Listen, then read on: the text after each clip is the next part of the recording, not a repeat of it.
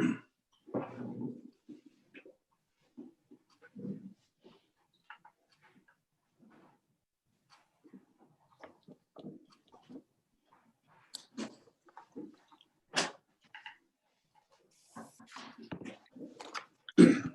we are live.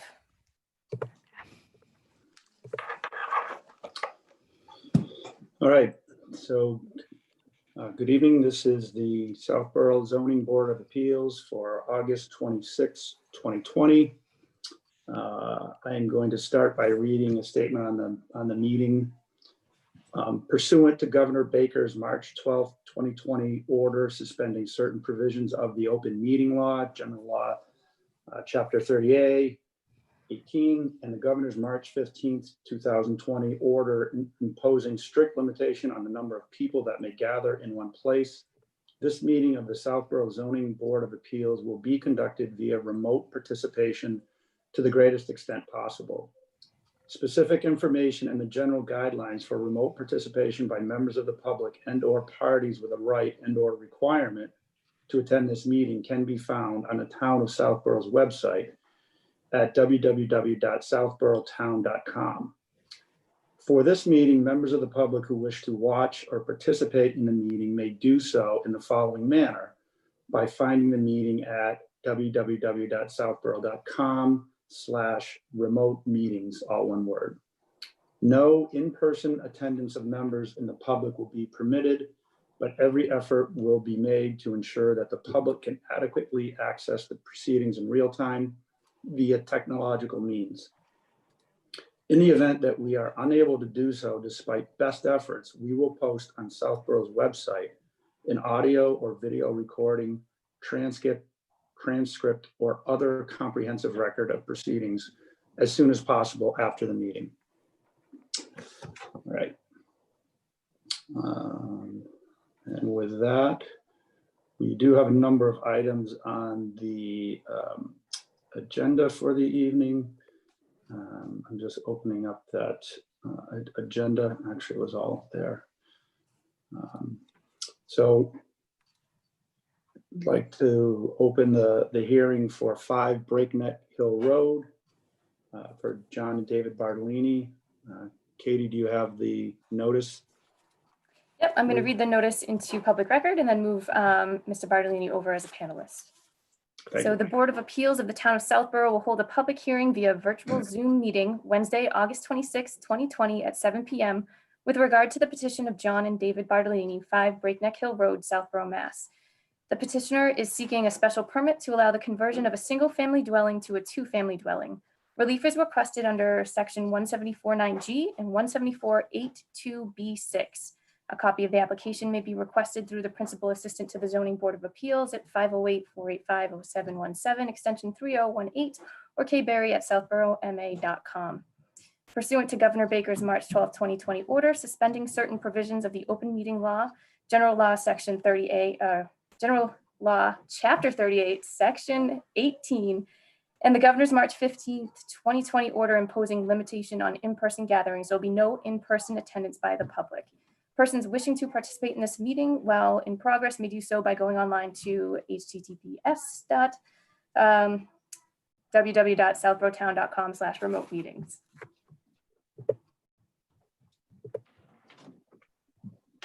All right, thanks, Debbie. Oops, that was the wrong person.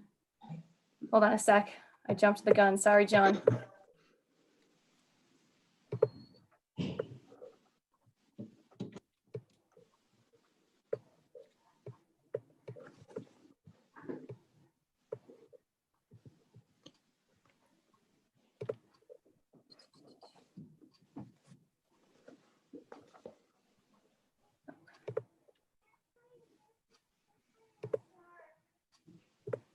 Am I there, Katie?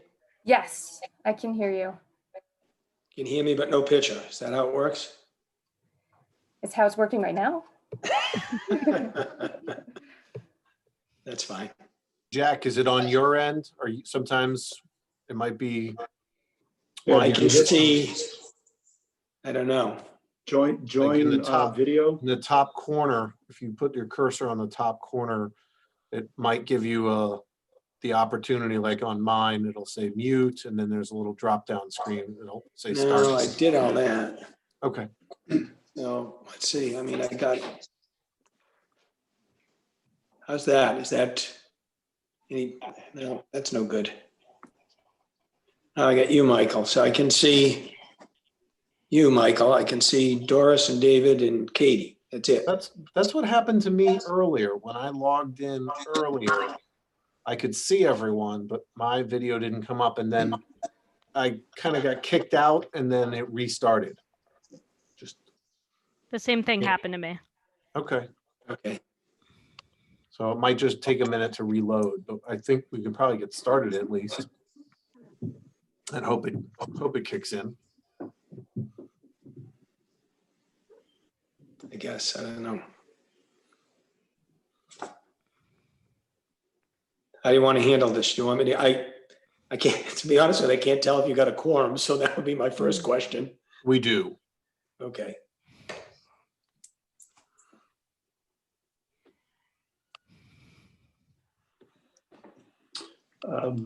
Is this? Jack, is there something you're planning to present, or were you just going to talk? No, to the I'll just read application? off what I have. You've got a package, a package before you. Right. Katie's read off what I'm looking for. I'm looking for a special permit, conversion of a single family to a two family. The place, it's located at 5 Breakneck Hill Road. It's residential A zoning. Current use is a daycare right now. Lot size is 3 acres. And the requirements for a special permit are letters from the Board of Health, which you have a favorable letter from the Board of Health dated 8/12/20. You have a planning board letter dated 8/11/20, favorable. Lot size, a minimum of 15,000 square feet. I have 133,118 square feet, or 3 acres. No other apartments on the site, none exist. A minimum exterior alterations. There are going to be none except to replace or repair the building that's there. And it has to be in existence since for 2 years, and it's been in existence since 1996. It's situated, it's the first driveway up on the right on Breckneck Hill Road from Route 9, and it has the major abutter is the MDC. It's a pretty secluded building. It has about 610 common feet in lot line with the MDC. And I don't know what else I can tell you about it. My brother and I are looking to put one unit up and one unit down. I don't know if I can answer any questions. Happy to do it.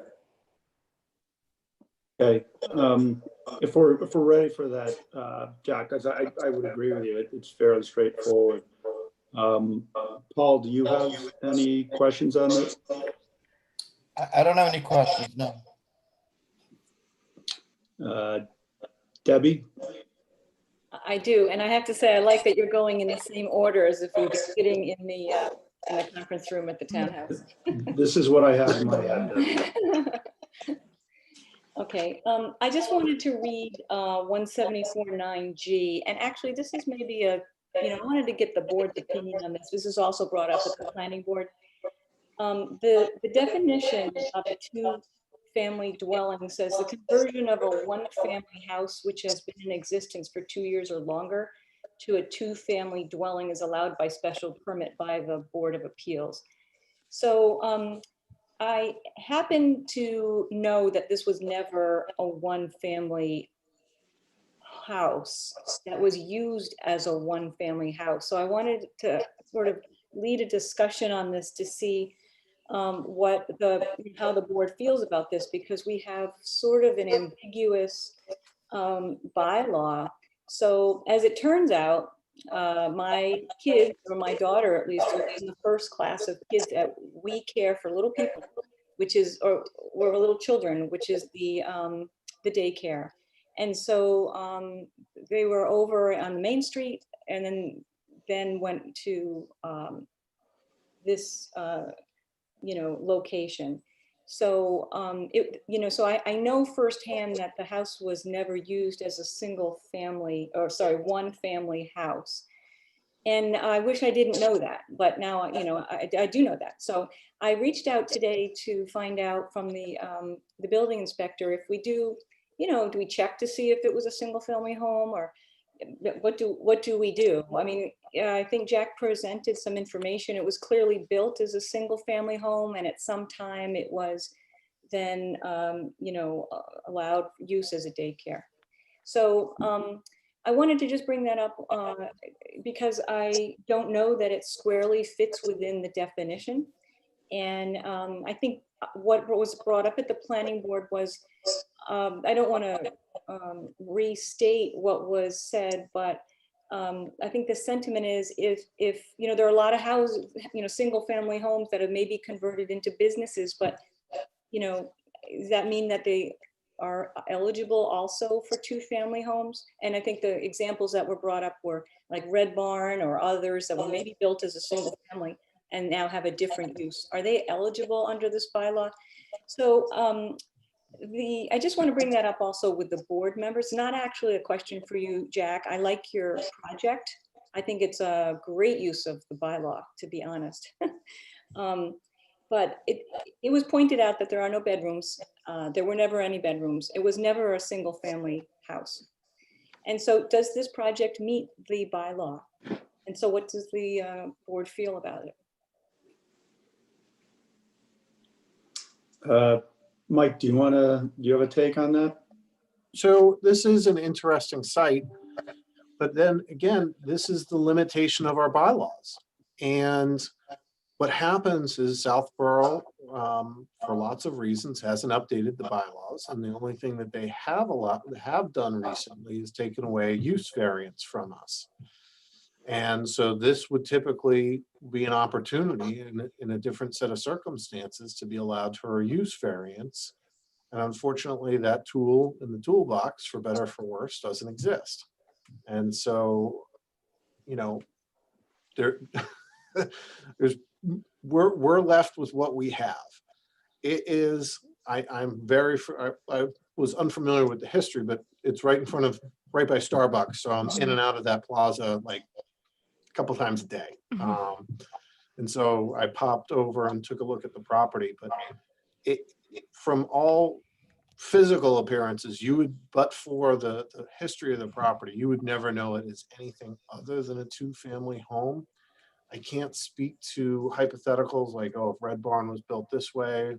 And again, like that's where this is right on Route, not right by Route 9. Are we really using the highest and best value of the house? And as a result, I think Mr. Bartolini's proposal is reasonable, and I have no objections to it. And I think we're just really tied. I think it's a really great, I was completely unaware of those facts from that perspective, Debbie. And so I was glad for your input, but I think we're stuck with what we have as far as the bylaws. I think from a physical appearance, whether or not bedrooms were built, he's building a two-family house anyway. So its appearance from a factual presentation is it's a single family house. Like I would drive by that and say, there's a single family, I don't know if it's a Cape, but single family home. So that's my position on it.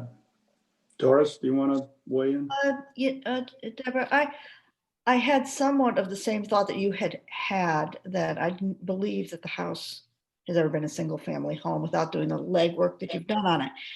And when I looked into the bylaw, the daycare isn't allowed within the home, and there's not a differentiation to make it not be a single family house. So I see the point, but I don't think we have a differentiation to make it not go to a two-family.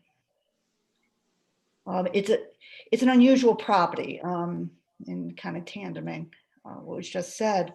It's set back, it's down a long driveway. It's in a residential, if you look at it from that perspective, other than the woodlands that surround it on all the different sides. I can't even see it being because of some of the woodland issues, being a viable commercial property other than what it was used for, which was allowable. So it's probably, just in my thought, probably the better use of the property. I had a differing question, if that mattered. As people go along, maybe we'll come back to it. But I wasn't seeing a differentiation in the bylaw. It's allowable. Some of the daycare was allowable, but it was used that way. There wasn't guidance that closed it, is what I think. To close the option to make it a 2-family. It would mean a revision to the bylaw.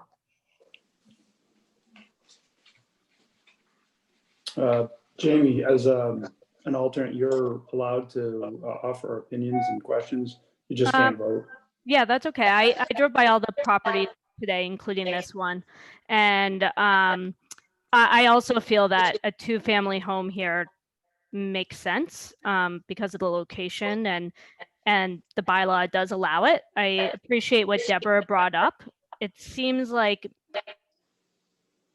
as discussed, we would need more changes to the bylaws. I think comparing Red Barn to that property is very different, just because of the location. I mean, the property we're talking about now, I don't believe you can see from Route 9, and it's got a fairly private driveway.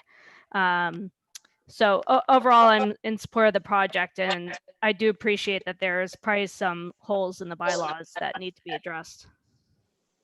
Thank you. Paul, do you want to weigh in on that? What the questions that Debbie brought up?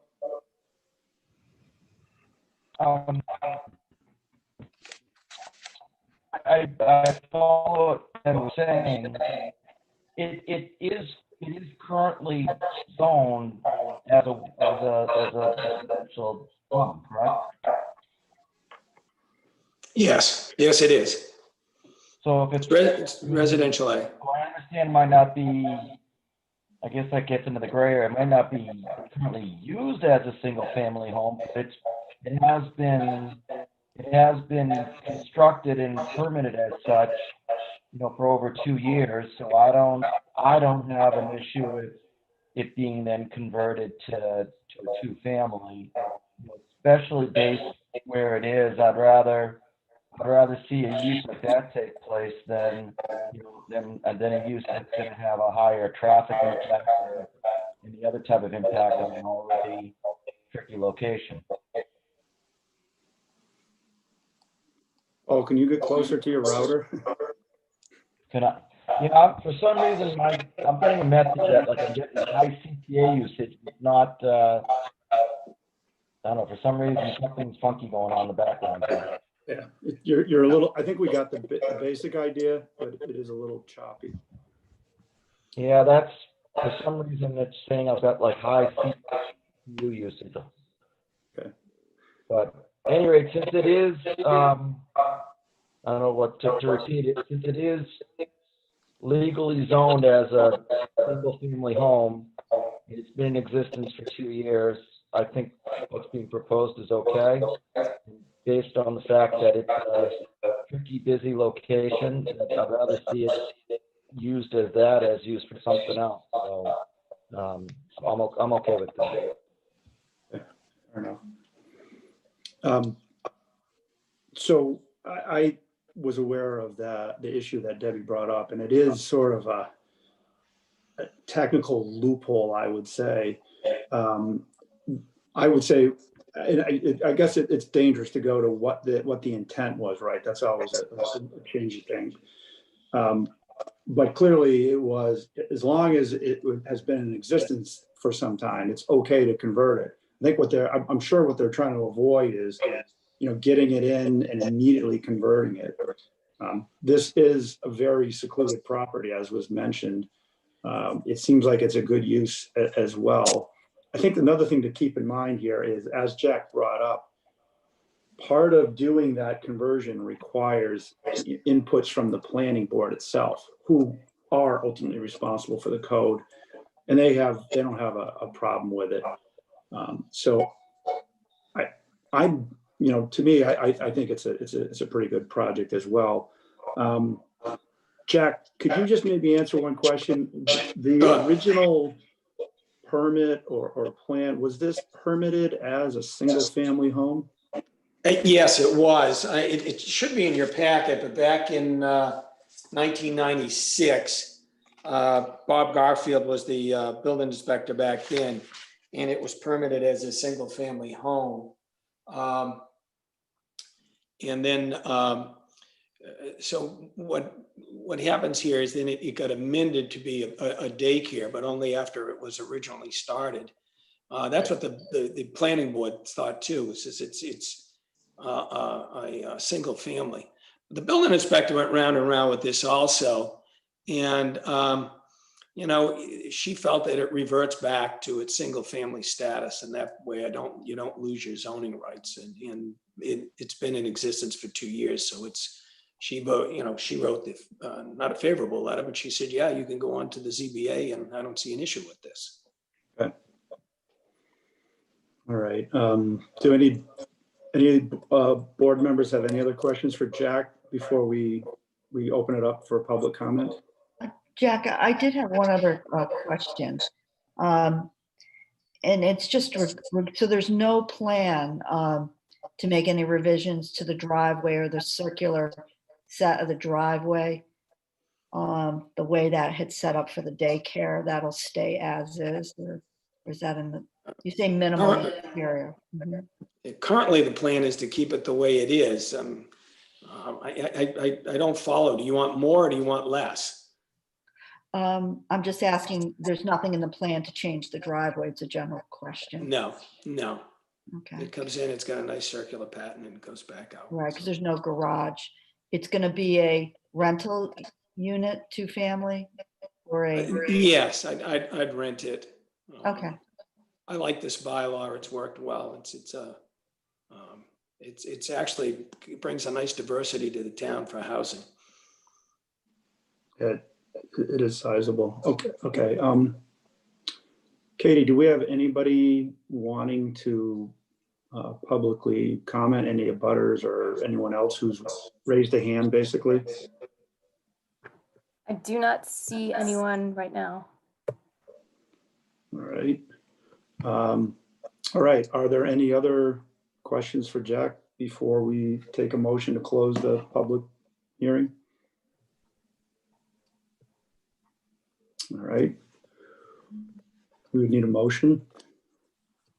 We'll make a motion to To- close the public hearing. I'll second the motion. Okay. All right. Okay. So Debbie, I think I'm just going to sort of ask you, given the conversation that we've had. Yeah, have everyone prove that. Yeah, can we, so Oh, I I'm sorry. seconded the I'm sorry. motion. And so We need to take a vote. Yeah. we need to vote on that quick. Okay. You're right. Right. Thank you for that. Okay. We have a motion and a second to close the public hearing. All in favor, we'll do by a roll call. Paul? In favor? Debbie? Yes. Mike? Yes, And Doris? Yes. And I vote yes as well. So that will close the public part of the hearing. So now we're in just deliberation amongst the board. Anything we want to talk about related to what we've already discussed during the public part of the hearing. Debbie, I think it makes sense to start with you. You raised the concern. You've heard from every other member of the board. What are your, do you have concerns still?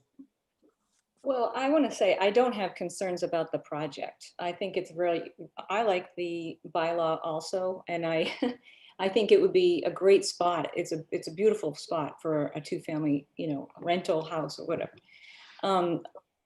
So I would say I don't really have concerns. I do read the bylaw a little bit more strictly, having known the fact that it's never been a single family house. So, but I think that, as a board, we get to interpret that and offer, our opinion. That's what we're asked to do. So my interpretation is it's a little bit more square because it's never been a single family house. But, you know, I hear from everybody, I understand completely that, you know, it could have been, I don't know why that, you know, it was, you know, there's a lot of different ways that it could have gone, but we can't really go back in time. So I would say I don't have any concerns. I really just wanted to bring that to the board. We might be seeing this again. You know, it would be interesting to know if what I heard from some of the folks is to say, well, this is a nice location and it's secluded and there's lots of room. It's got a nice big driveway and all those things are true. I don't think there's anything in the bylaw that talks about whether or not, what if it were in a industrial area? Would we care? Would we feel the same way? Would we vote differently? So I'm just really trying to understand, you know, as a board, how we would feel. I would like to maybe, you know, at some point, if we ever get to these bylaws, to, you know, just make these a little bit more clear so that the building inspector doesn't have to wonder and that we don't have to ask these questions. This is a very good project, but in my opinion, the zoning bylaw is a little unclear.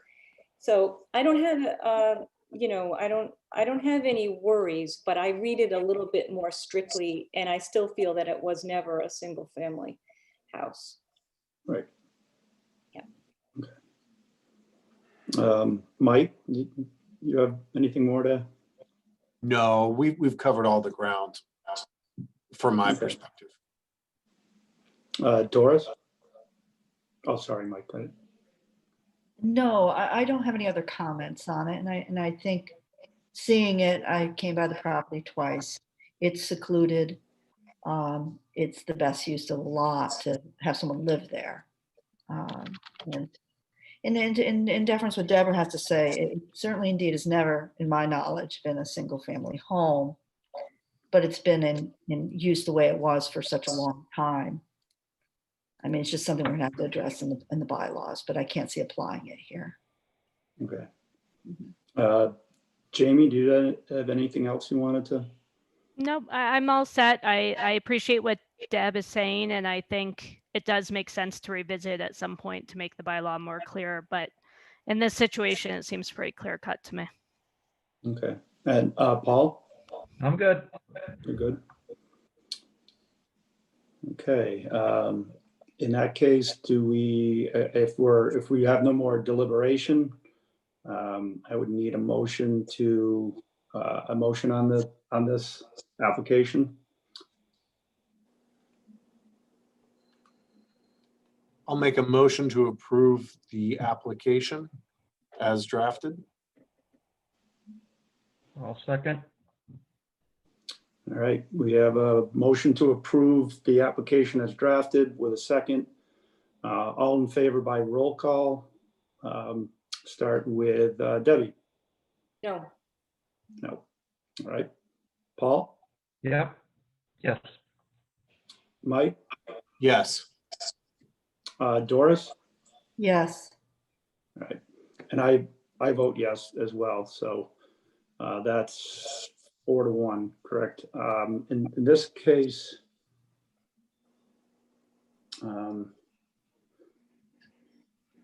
this does not have to be unanimous, correct? Is the majority 4-1 will approve it, correct? Sorry, I just have to confirm that.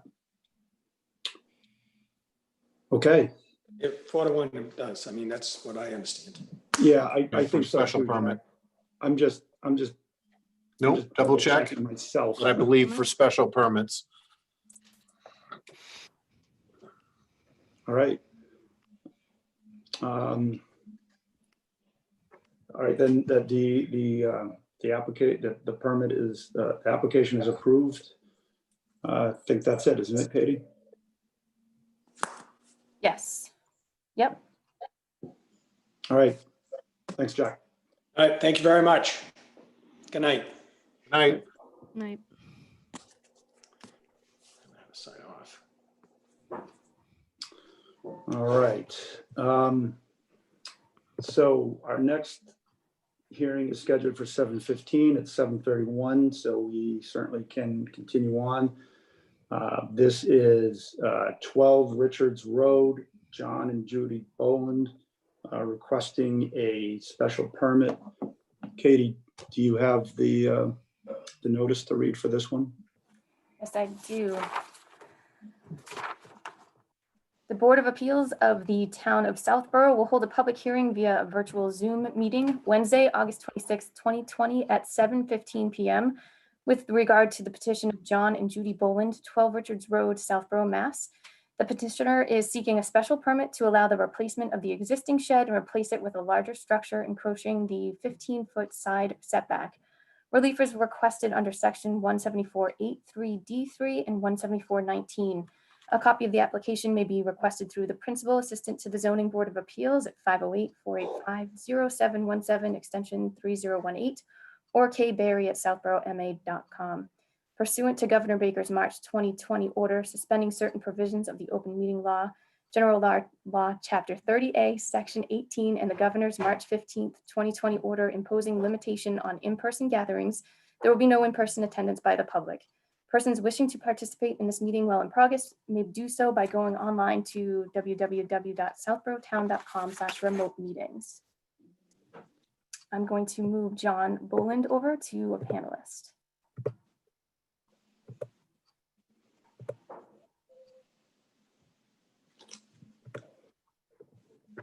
Okay.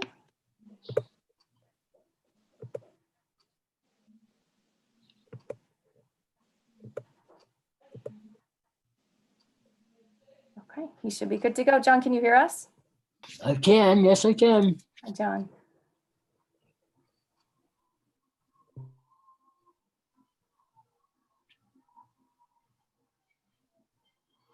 Katie, is that something you can control from your end on the panelist side to turn their videos on? You should be able to, I think, because you're a host. If they have the ability, I think I can ask. I don't know. Because I can see John, but Yep.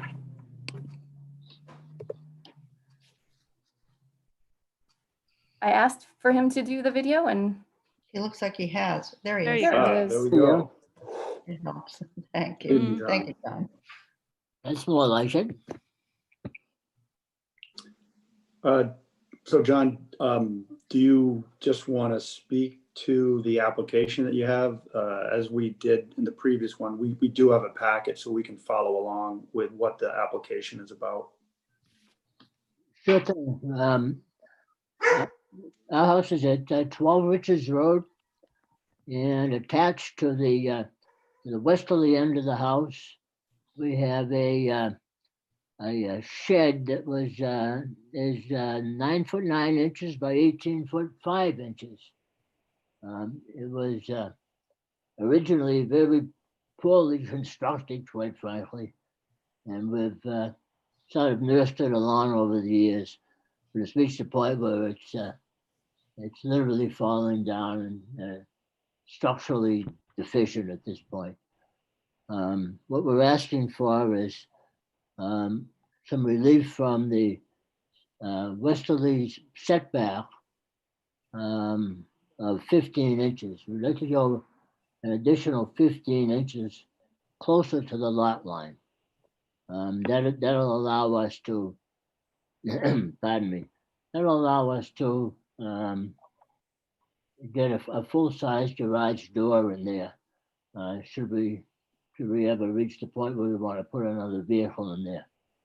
We probably won't use it at this point, but at some point in time, that would then give us a 2-car garage in essence.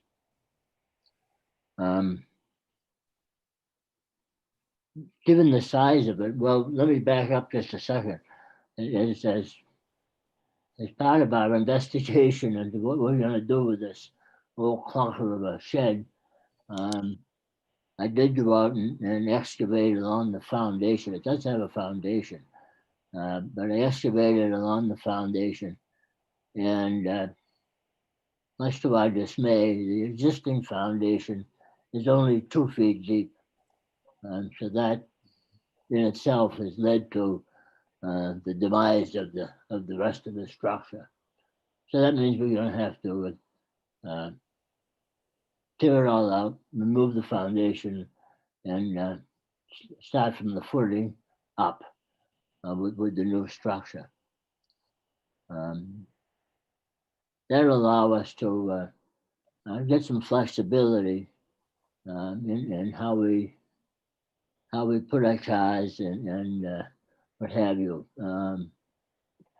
One of the issues that unfortunately keeps turning up here is the need at some point in the future of a handicap ramp, and with the addition of this new structure, at some later date we should at that point build a handicap ramp undercover in the existing garage and have everything undercover and still be able to park one vehicle at that point inside.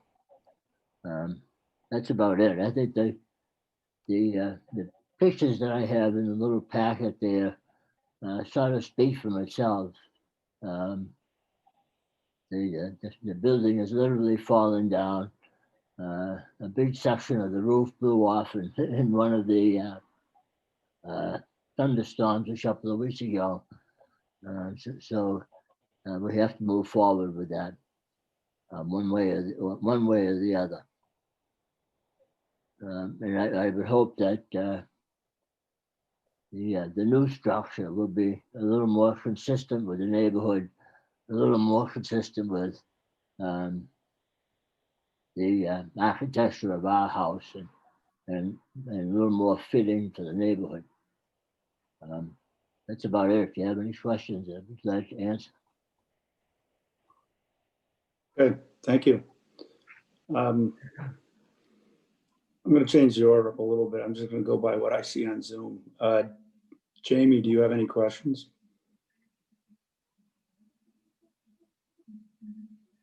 Sorry, my dog was barking, so I muted. I do not have any questions. All right, thank you. Debbie, do you have any questions? I do not have any questions, no. Thanks. Okay, thank you. Mike, do you have any questions? I have none, no. Paul? Just the usual question with these type of things is the direct abutter on that side having, if there's no issues with them, then I don't have any questions. There was no issues with any abutters as far as we know, Mr. Bowen. Is that the case? As far as I know, yes. Especially the one who's most impacted to the west? Yeah, yes. Okay, thank you. Doris? No, I don't have any questions. Okay, thank you. My only question is, Mr. Bowen, just to be clear, that it's you're violating the 15-foot setback, correct? Is that right? Well, it's actually a at least the way I read it, and correct me if I'm wrong, but it's actually a 10-foot Okay. setback as a residence C lot. Okay. Listed as resident B. Yeah, the agenda has it as encroaching in the 15-foot side setback Yeah, in the residence B district. it is residence B, yeah. But if I can scroll to the right part of it here, the drawing that you've got, I mean, I think what we're seeing is the change from the existing structure is very, very slight, correct? Yes, that's correct. Okay. It's 15 inches. Okay. Oh. So it's a change of 15 inches? Yes, correct. Okay, thank you.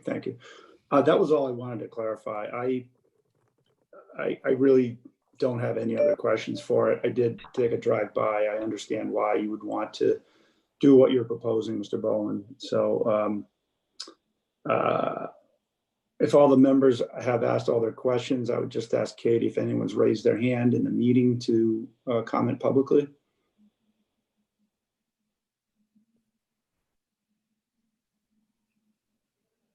Katie, you're on mute. I hit the wrong button. Nobody has their hand raised right now. Okay, all right. Okay, if there are no other questions, then we should take a motion to close the public hearing.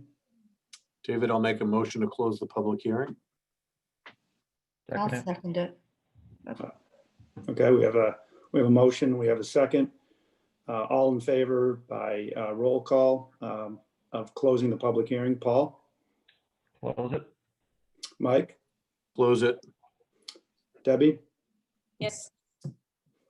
Doris? Uh-oh, Doris is I frozen. think she froze. Doris is frozen.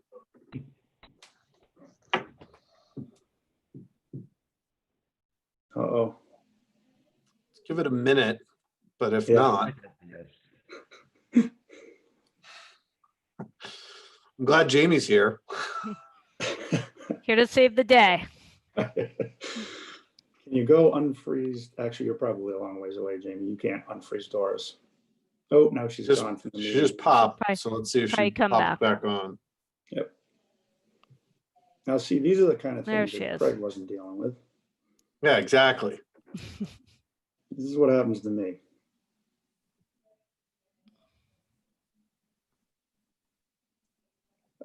Hi, Doris.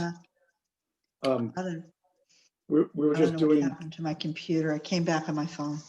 okay. Did you, so you heard that we took a motion and second to close the public hearing. We're just doing the roll call vote. Do you vote to close the public hearing? Yes. Okay, and I vote yes as well. So that will close the public hearing and open the deliberative part of this review. Anybody have anything they want to discuss as part of this application? I would say it does feel pretty straightforward.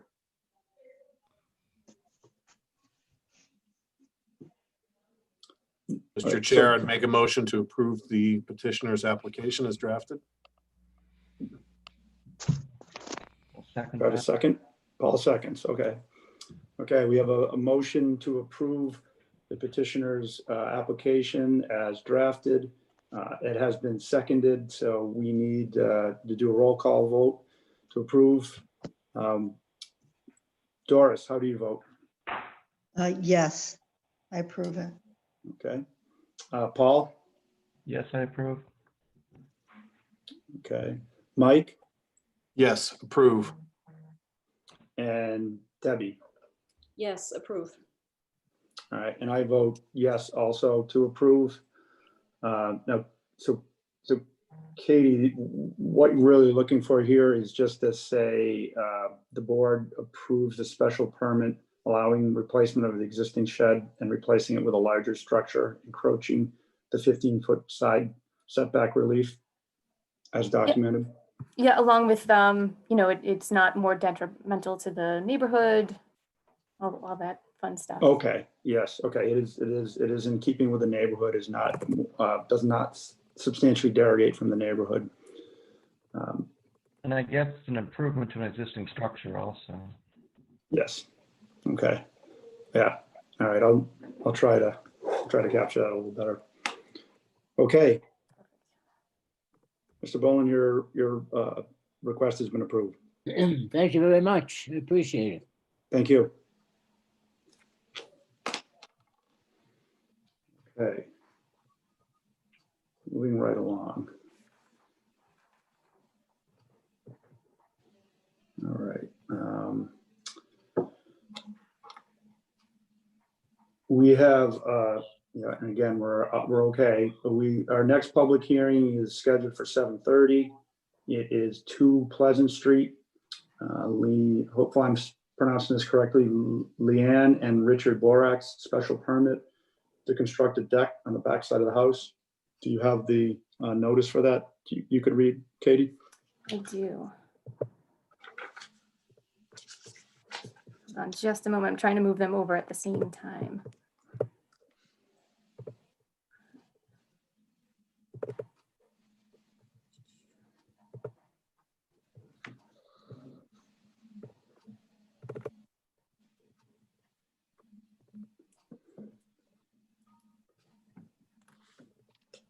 Sorry about that.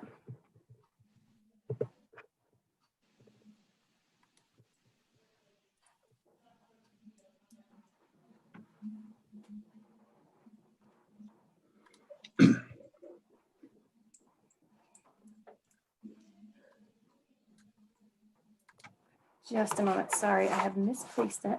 I will get it.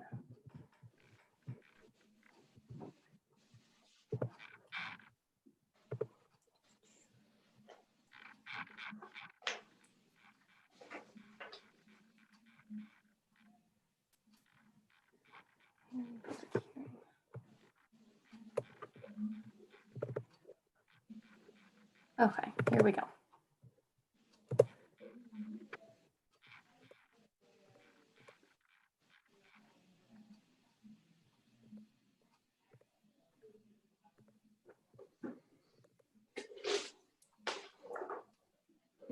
Sorry, for some reason my computer is not working very well right now. Okay, I've got it up.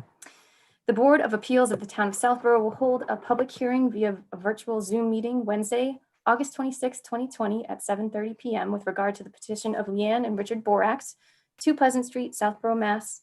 The petitioner is seeking a special permit to construct a deck on the backside of the house on a non-conforming lot and within the 35-foot rear setback in the Residence B district. Relief is requested under section 174.83D3 and 174.19. A copy of the application may be requested through the principal assistant to the Zoning Board of Appeals at 508-485-0717 extension 3018 or kberry@southboroughma.com. Pursuant to Governor Baker's March 12, 2020 order suspending certain provisions of the open meeting law, General Law, Chapter 38, Section 18, and the Governor's March 15, 2020 order imposing limitation on in-person gatherings, there will be no in-person attendance by the public. Persons wishing to participate in this meeting while in progress may do so by going online to www.southboroughtown.com/remote meetings. Okay, thank you, Katie. Do we have somebody on the call to? Whoops. You do have Lori Lowley, but Yep. So the 2 L's were very close. Let me just move her back. I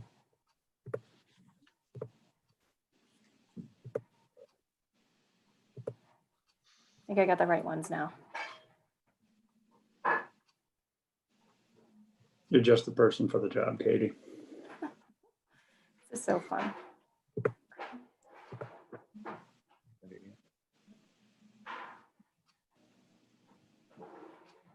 Oh, we have video. All right, welcome, Leanne and Richard. And I hope I'm pronouncing your names correctly. You are. Yep. Great job. Great, thank you.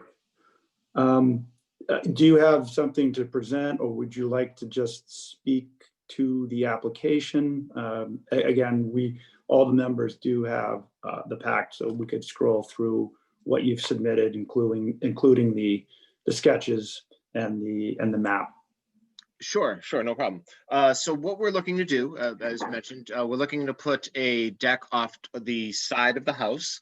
As mentioned, it's a non-conforming lot. We have the freight line railroad right behind us. I don't know if those of you that are familiar with the Fayetteville area. We're right on the corner of Cherry and Pleasant Street. But yeah, we're looking to put as we're doing some renovations in the house, we've just gotten re-sided and a number of other things. There was an existing structure there before that was in fairly rough shape. So we decided to kind of think a little bit and wanted to make someplace where we could set up a couple chairs as we walk out of the house, a nice little deck area, nothing, basically an addition from the house as opposed to it being like pavement or something like that. Just an alternate structure there, so to speak, so as when we walk out to the driveway, so on and so forth. Primarily most of our land is on the sides of the house. So as mentioned, the railroad is right behind us, and we are, as noted, you can see in the diagram, we're right on the line. This house, for those that probably know the history of Southborough, this house actually was exploded in 1984. There's a gas explosion. The house actually did not have gas, so this house was built in '84 from the gas company when that original structure went up. So, and actually, as a as a side note, a few years ago, fast forward about almost 30 years, I smelled gas once again up my front area. They had to have the gas company come back out, resolve that issue, and so far so good. But so yeah, so when they built the structure, they did put it pretty much right on the line. Again, I believe the number is actually 3 inches. So the deck would come off from our side door. We already have an existing set of stairs that come off of it. We just want to have something a little bit different than that particular piece. So that's pretty much the long and short of it. So, there's no residence directly behind us. Like I said, it's a railroad. We have land on either side. There's plenty of space on either side. So it's just really a matter of that particular structure. So. And I know, well, I don't want to jump in on other people's questions. I was just going to ask to the on the side of the deck, is there somebody who lives in a house right adjoining that side of the property? There is. There's the autism center owns there's a duplex on that particular side, but Okay. it's off. I don't know. I'm going to say probably 40, 50 feet easy. And there's trees in between. Yeah, there's a line of trees trees and between shrubs us on the side. and them. So it's actually, so our driveway would actually come up, so that it would be coming out of the house. We would have the raised patio, and then the driveway would be there, and then we have a side yard on that particular side. That's, like I said, is probably at least 30 or 40 feet wide. Yeah. So it's not a situation where we're having this particular structure and the house is right on top of it. Like I said, that would actually be abut our driveway, and then from on the other side of the driveway is yard. And I just want to interject. I'm sorry. We do have our builder has also joined the meeting next to Bella. And I don't know, he's more than happy to take, if you guys have technical questions or really specific questions, he's also on the meeting. I mean, he's not on here, but if you want to bring him in, if you have specific questions that we can't answer. Okay, I think Katie's doing just that. So thank you for that. Thank you. Okay, well, since it's not my decision to be made, why don't we ask the members for their inputs? So Mike, let's start with you. Let's change things up a little. No, I went by the property, and I saw the petition, and I understand what they're trying to do with it. And I always kind of like echo, I'm of the same vein as Paul, as if there's an abutter proximate to the home that has an objection, that's really when I really want to reset my focus and relook at this. But seeing what's at the property now and what their intended use for, I don't have any questions at this time. Thank you. All right, Doris, do you have any questions? No, I also drove by the house, and I think in the application you had said you're just looking for a sitting area behind the house to enjoy the backyard, and you don't have a neighbor back there. So there's no one objecting, including the railroad. I don't really have any additional questions to that. More of maybe one building question. I thought I'd seen some diagrams. It's just going to be put on short footings. They're not going to dig down. They're going to put them on little footings. Correct. It's going to be freestanding, Okay. separate from the house, 14 inches above final Okay. grade. Okay. Okay. Paul? I don't have any questions. All right, Jamie? Yeah, I don't see a problem with this at all. I mean, considering the house was built so close to the road, which you couldn't control, and no one has a problem with it in terms of abutters, I don't see any issue with this. Okay. Debbie? Yeah, I have no issues also. I have no questions. Thanks. Thanks. And I don't really either. I actually live not far from here, from this property. I did take a drive by that and the other properties on the agenda tonight. I can see where there's not a lot of options. You were really hard against the Yeah. railroad Yep. there. Yes, we are. It does seem like a modest thing to put on the house, certainly to the benefit of those who live there. And I'm just going to echo what, has previously been said. If there are no objections from an abutter, then it seems like a pretty reasonable application to me. Katie, is there anybody else who wants to comment publicly? Anybody's got their hand up? I do not see anybody with their hand up, and I do want to remind the board that I sent you a note that an abutter, I think at 3 Pleasant, called in, Andrew, something with K, and he was in full support. He was in full Okay. support. He thought it was a good project. All right. Oh, That's great. great. Thank you, Katie. Yeah, I think I just was going to follow up on Doris's comment. I think we need to rule on whether or not they can violate the setback. The building of the structure is still subject to the building commissioner approving. Yeah. Right? So, okay. All right. If there aren't any more questions for Mr. Sabella or Mr. and Mrs. Borax, then we can close the public hearing. Do we have a motion and a second? I'll motion to close the public hearing. Do we have a second? I'll second. Seconded by Mike. We have a motion to close the public hearing and a second. All in favor by roll call. Yes will be fine. Debbie? Yes. Paul? Yes. Mike? Yes. And Doris? Yes. All right, I vote yes as well. The public part of the meeting is closed now. Is there, and we're in the deliberative session, anything that anybody wants to debate at this point? You can raise it. It does seem, again, relatively straightforward. I think we're in general agreement here. No, I think the petition, just like the others, it's consistent with the present use. It's consistent with the neighborhood, and I feel it meets the criteria for approval for a special permit. All right.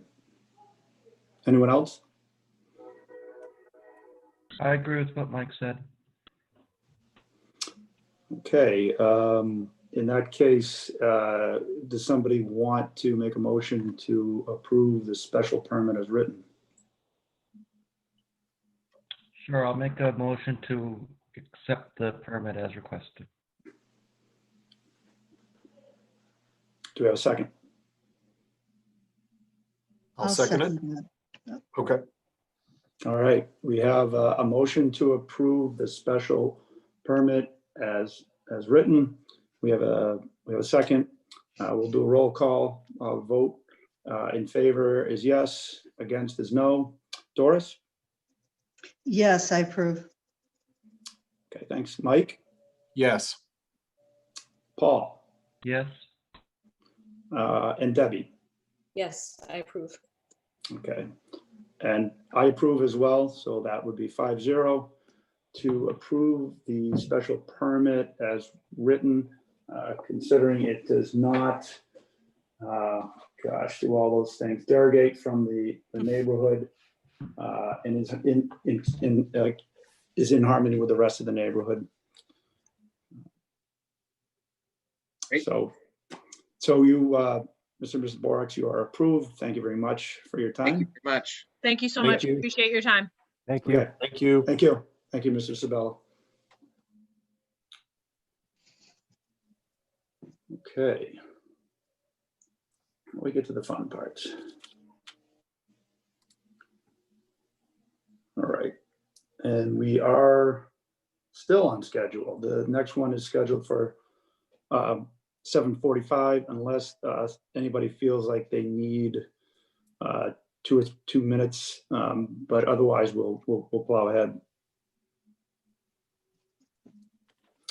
All right, so next on the agenda at 7:45 is 4 Bryden Road. I will apologize in advance to the applicants because I'm going to have a hard time with this name. Bala Garunath Srinavisan, special permit, seeking a special permit to construct a 2-car garage within the 15-foot side setback and the 30-foot front setback on a non-conforming lot. Do you have the notice to read, Debbie? I do. The Board of Appeals of the Town of Southborough will hold a hearing via a virtual Zoom meeting Wednesday, August 26, 2020 at 7:45 p.m. with regard to the petition of Balagarunath Srinivasan, 4 Bryden Road, Southborough, Mass. I apologize. The petitioner is seeking a special permit to construct a 2-car garage within the 15-foot side setback and the 30-foot front setback on a non-conforming lot in the Residence B district. Relief is requested under section 174.83D3 and 174.19. A copy of the application may be requested through the principal assistant to the Zoning Board of Appeals, 508-485-0717, extension 3018, or kberry@southboroughma.com. Pursuant to Governor Baker's March 12, 2020 order suspending certain provisions of the open meeting law, General Law, Chapter 30A, Section 18, and the Governor's March 15, 2020 order imposing limitation on in-person gatherings, there will be no in-person attendance by the public. Persons wishing to participate in this meeting while in progress may do so by going online to www.southboroughtown.com. All right, thanks, Katie. All right, Mr. and Mrs. Serena Bizen, we all collectively apologize for mangling your name. I'm sorry. You have the floor. You will need to unmute. I don't know if you have anything to present.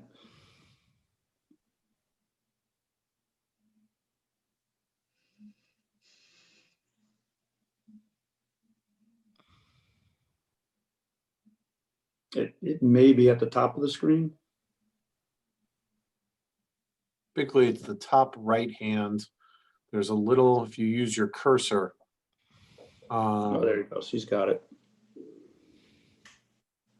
You should be. They should be. They should be. I don't see the little mute button, but we're not hearing anything.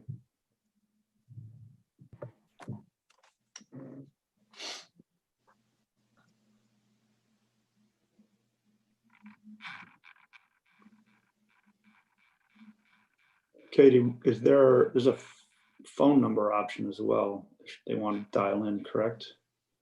Yep, they could dial in. I do see them as unmuted, so I'm not sure if it's a connection issue.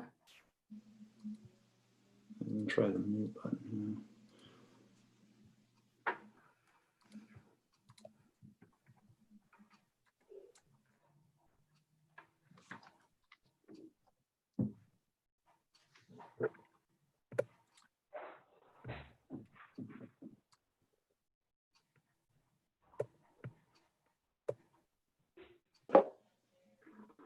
They're going to call, okay. So quick thing in the chat, Dave, to all panelists, have them try the mute button on the PC keyboard.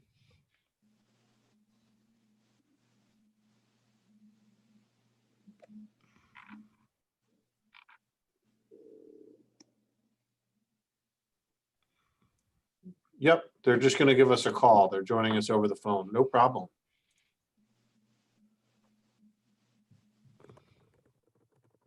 Oh, we'll dial for dollars.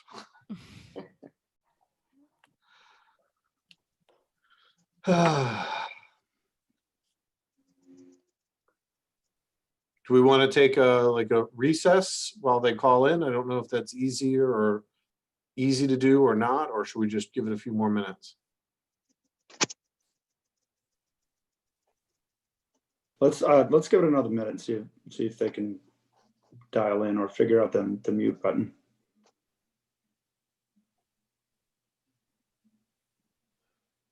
No, we cannot.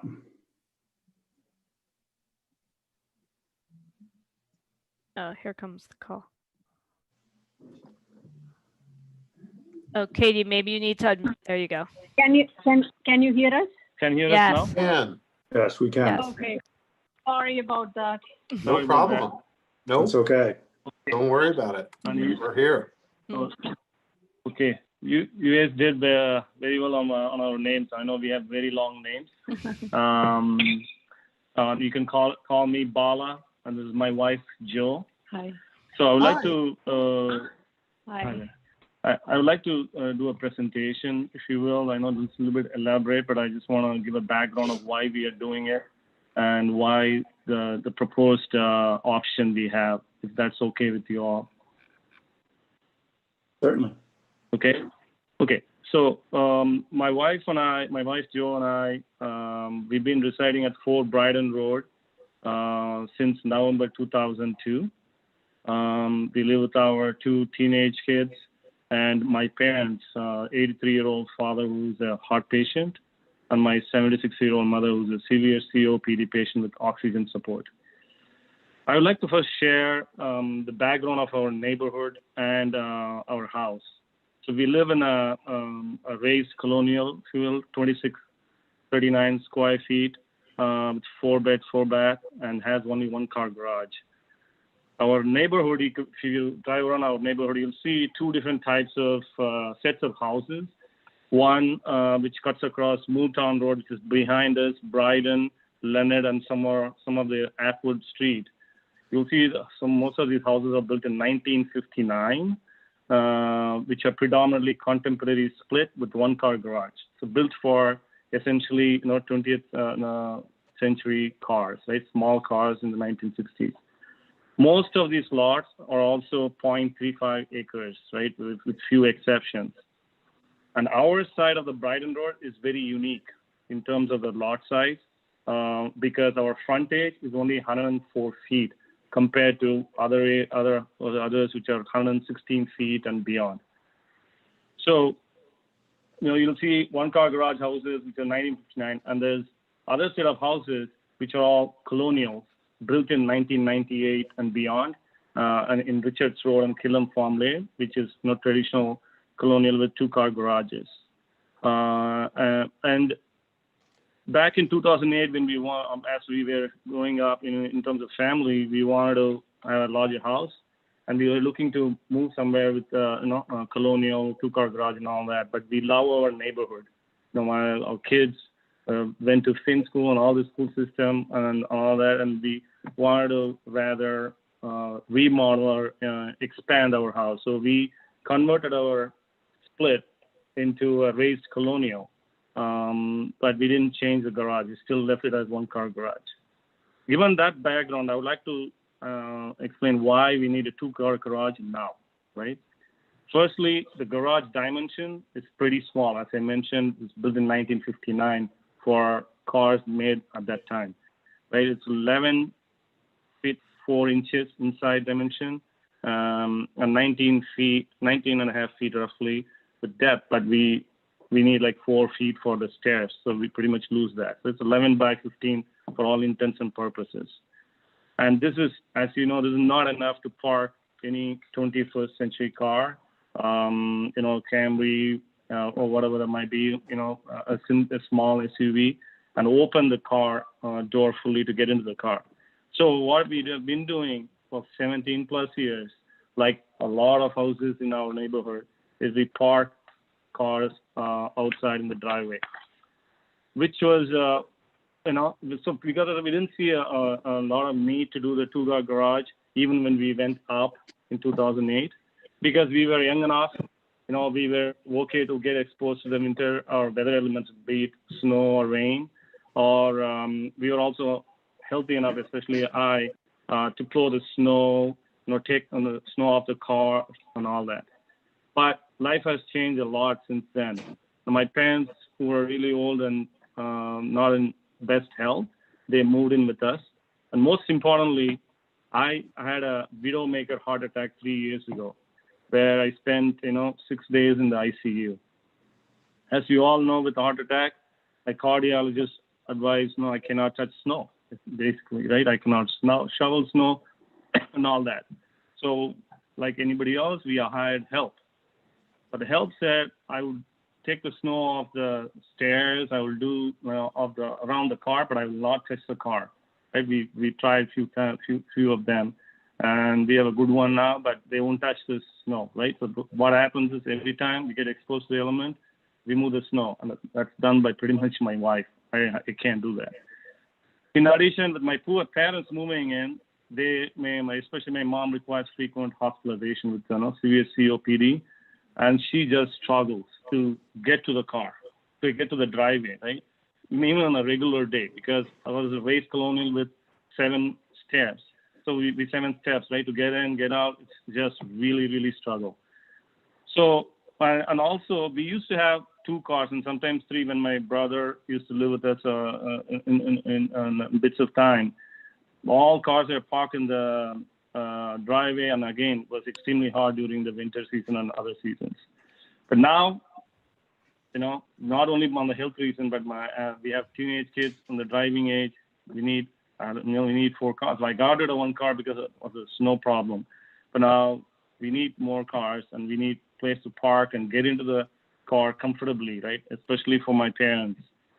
So for the above reasons, we really have a need for the 2-car garage. I know that's not really a hardship from a special permit point of view, but I want to explain why we are doing what we are doing. The next that, 2-car garage, standard is 24 by 24, 23.9. We have enough setback. Within the setback, we can do that. Why not do that? The problem comes with the access to the car, right? As I mentioned, my mom needs, wheelchair pretty much, and that to a wider wheelchair, right? And there's no way to do it without an access where we can go through wheelchair. We have tried asking around for, can build a ramp and all that. It's just because we are 5 to 6 feet above the ground, we need at least 60 feet of ramp. We were told. So it's just not feasible to have an enclosed space with that kind of ramp, and it would look really ugly in the first place. Secondly, laundry. That's a bigger problem, right? Or one of the bigger problems. We cannot, my dad, when he does laundry, he has to come up the stairs, which is just really getting hard with his age. So we need to have access to laundry right next to the living area so that it's easier for them to do that and be independent. Because of above reasons, not only we need the garage, we also need access with the laundry to get into the garage. Now that I explained that, now where do we put it, right? And if you look at Exhibit A, page 3, right? So we tried, where can we locate it? Again, we had a lot of discussions with different architects. So first we tried where our current garage is, which is your 1-car garage. It's already non-conforming, right? We have only 12 feet 4 inches, I believe, right? To that, 12 feet 4 inches, as you see in page 3, option 1. Right? We don't want to encroach further and impact our neighbor even further on that one. So the second option is to go back, right? So okay, let's see if we can go back.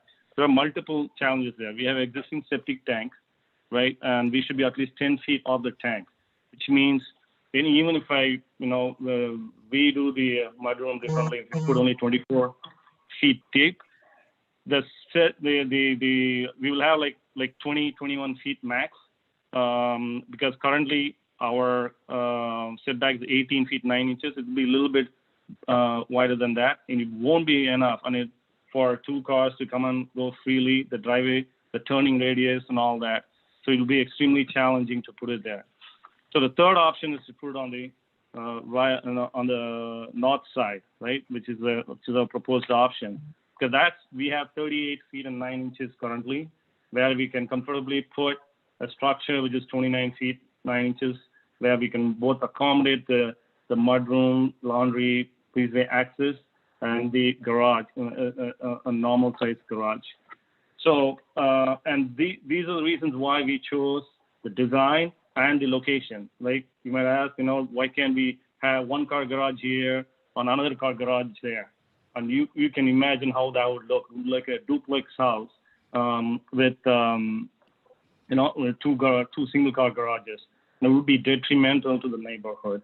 And then we tried different designs. It didn't really fit in terms of access. Like, can we do a mudroom in the rear? But that would really mean that we have to lose our bedroom. One of the bedrooms where my dad sleeps. They cannot be in the same bedroom because of the oxygen that my mother is on. So they have to be in two different rooms. So we would lose that room if we were to put it there. So considering all those options, this was the best design we could come up with, best location, right? And finally, on the entire neighborhood, right? As I said, there are two different sets of neighborhood. The old houses, they're all one single car garage. The new houses are recently built houses, 1990s and later, all are two car garage houses. And with and the second part to that neighborhood impact is we believe this would only be helpful for the neighborhood, right? And we know the value has definitely increased. We bought this split for $329,000 in 2002. Now, next door neighbor bought it for $550,000, right? And I would like to think that not only our house, but also my neighbor right across the street at 5 Bryden Road had some element to contribute towards it, right? And this design that we have, it's going to keep the single family structure, and it's going to be pretty looking, just like what we have now. So it's not going to be detrimental like your section 174(9)(e), I believe says. It'll be actually helpful to the neighborhood. So in summary, we believe this design and the proposed location is the best possible option that not only addresses the challenge of our plot topography, personal hardship, while improving the neighborhood value. So I hope we've given enough explanation, and we'll be happy to answer any questions you might have. And we have provided all the exhibits with regards to our design and plan. Thank you very much. All right. Thank you, Bala. Thank you, Joe. Okay, so let's have some discussion. This is where the board members can ask questions. Mike, would you like to lead off? Yes, I went by the site. I have some problems with the application on its face. I certainly empathize with both Jill and Bala's family concerns, and those are absolutely legitimate. At the same time, the size and scope of this garage is pretty substantial. And the house itself is surrounded by houses of a different time period and style. So the house isn't similar to the other homes in the neighborhood, and that's unavoidable. But I feel that the size of this two-car garage and the mudroom is really, it's going to contain a large portion of the overall lot. So that's my opening thought on this. Is this is a big footprint for that lot, and it's a large addition, and I wonder if there is a way to make the addition more conforming, and having it have less of an overall size, scope, and impact. That's my opening salvo. Okay. Thanks, Mike. Paul? Interesting. I somewhat echo some of Mike's comments there, or concerns. Yes, it is a rather large proposal. It does end up with encroachments on two sides of it, I believe. So that I feel it makes things a little different. I also feel that maybe the design could be better thought out, so it's not as big or taking up as much space. I'm not sure, like on topography there and such, if creating that extra roof line and runoff is going to cause, a butter runoff. I do understand there was some opposition to this application, and I'm not too sure what the my correct was. Katie, was there was there a letter of opposition for this? Yes, there was, Paul. Yes. And I'm not sure what unless I missed it, what the nature of the opposition was, other than to say they were opposed. Yep, it was a lengthy letter that was sent out, and it looks like they have their hand raised for when public comment is open. Okay, So I think if you allow them to speak, they will have their moment. Well, I guess we'll hear from that. That's my current thoughts. But I do understand in nature what is trying to be accomplished here, and Definitely. and empathize with that. I mean, I live on a tight, small lot, and so I can understand, when these things arise, why you're trying to accomplish what you're accomplish, and sometimes I think there might be a better way to accomplish it, but be that as it may, those are my comments. Thanks, Paul. Please let me know when I can respond, if that's okay. Yeah. Oh, I can respond now? Yes, yeah, now is okay, I think, Paolo.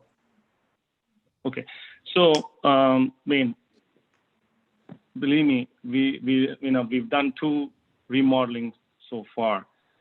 We never went for any special permit and all that. As I mentioned, even at that time, we didn't see the need, so we didn't actually go for it. Now we definitely have the need from a space point of view. I understand it's not a criteria, but design as well. Like we tried, different discussions with different architects, right? Not just one. And none of them had an option where I could still keep the 2 rooms where my parents live, where I could have access to laundry, where I could have access to the wheelchair access, and have a garage. So if I build a 1-car garage, it defeats the purpose. Like we both need cars. As I mentioned, the reason why we got rid of the car. So if we have 1 car inside, 1 car outside, we are on the same spot as we were before. And if we don't have that wheelchair access, it's going to be extremely difficult for my parents to even get out. So I welcome any suggestions that the board has seen, but we tried. Otherwise, we would, believe us, we would not want to be here. This is the last place we want to, impact our neighbor. We totally understand that, but we didn't have an option. We're not doing it to increase space or anything like that from a garage point of view. Oh, understood. Thank you. Okay, Jamie. Hi. I also drove by the property today, and I did see what you're talking about, that there are some of the older kind of mid-century homes, and then there's also new colonials popping up, and there is a juxtaposition there. That being said, it felt like you already had one of the bigger houses on the block, and I can see why the neighbor would be concerned with the addition. I'm actually kind of torn on this one. I really see the need for the family and understand it. But I know you said you had looked back in, I think, 2008 when your children were younger and at Finn, and you didn't want to move locations. I completely understand that. I just don't know if, I'm curious to hear what the other board members have to say, but I'm curious if you can't meet everything that you want, is it an option? I don't know. We have to balance what the abutters want and what makes sense for the neighborhood in terms of your needs. And I've gotten a variance myself, and I really appreciate that, the needs when you need exceptions. But it sounds like there are already some upgrades to the home, some major upgrades. And maybe if you keep pushing the property out and trying to just push it to the edges, it may not make sense for the neighborhood. But I'm absolutely willing to hear more discussion on it and see how this plays out. No, we definitely would do whatever is required in terms of meeting the abutters concern. Like, we are big. My son is an avid bird watcher. Right, he's actually a big budding environmentalist. We were going to plant trees, and I think, I'm not big on it. He's an expert in that compared to me. I think hemlock hedge or something like that, we would definitely be interested to put it. In fact, we have fences in the other two neighbors, so we didn't put it. It came with the property when we bought it. So we'd be happy to put a screen, a vegetation screen that's all season. And then the other issue, I think I saw the objection. Other objection they raised was the retaining wall. The retaining wall, I wouldn't think is required, because the only reason why it is there is because of septic leaching field. So we're going to move that anyways. We can't keep it there because we tried that, and we can't keep it there, and we have to move it anyways in the back. So we would, that wouldn't be a problem in terms of falling off and safety concern and all that. In terms of drainage, whatever is required, I would assume the building inspector would be on top of it. Whatever is required, and to take care of that. Right now, in my 17 years that I have lived here, never been a flooding through the end of the street or anything like that. There's a driveway there, yard as well, and that portion of the yard is actually flatter compared to my the north side, which is in the peak. So we whatever is required to address the concerns, we'd definitely be willing to do it. I wouldn't do it. Sorry, I have a question. So is there going to be space to plant greenery in between the? Absolutely. Because So I think that was something the abutters were complaining. It did look like a tight spot when I drove by today. So I just want to be clear on that. That will be the way the building is proposed. The closest distance to the property line is 9 feet. So if you look at the plot plan in exhibit, I believe exhibit plot plan I had, D, right? In the plot plan, they have shown proposed addition 30 by 29.75 and 9 feet to the property line. And I called the engineer, and all of you are familiar with it, so I don't have to preach to the choir. They always mark the shortest distance to the property line. So the front end of that garage is actually wider than that. It's 9 feet 6 inches. So they don't, in an engineer plan, they typically don't mark all the points. They just mark the shortest one.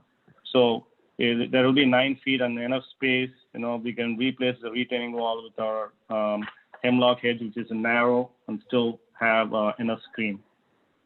Okay. That's all I have. Yes, thank you. That's all I have for now.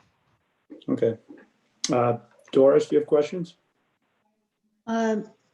Yeah, I can bring some input into this. I've driven by the property a few times.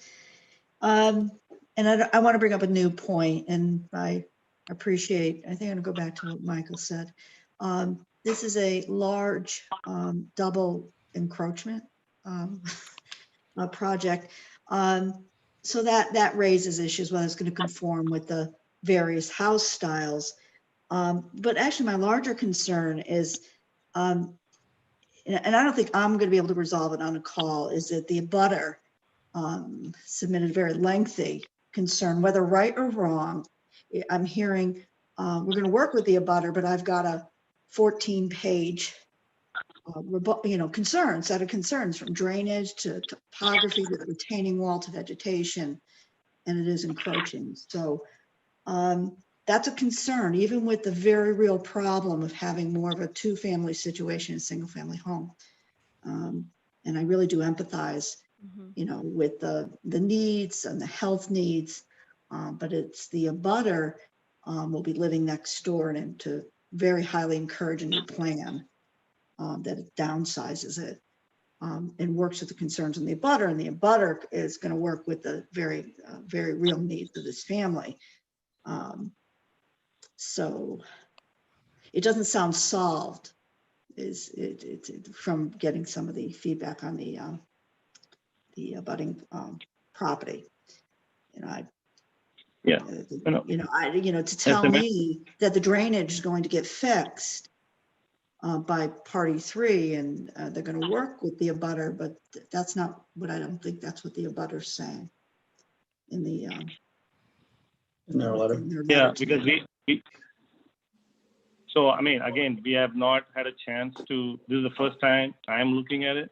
When we initially told them, they said they would be supportive, and obviously they didn't know what was coming, so I won't blame them. Right. So just maybe premature. now that they Denial know, premature. I think we totally can see the legitimate concern they have, and as you said, based on what I've heard for other approvals you've done for special permits, conditional approval wherein we address the privacy of it, we address the drainage part of it, because right now there's no drainage, and I'm not an engineer by any stretch, but I don't anticipate any drainage because it is a sloping road, so we shouldn't even be getting water into our property.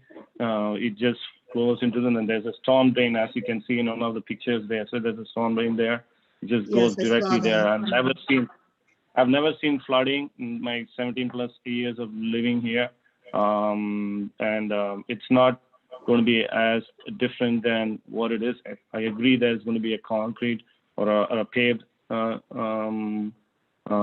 driveway, but even if I do 23.9, which is my right, it would still be there, right? It's not going to be anything different.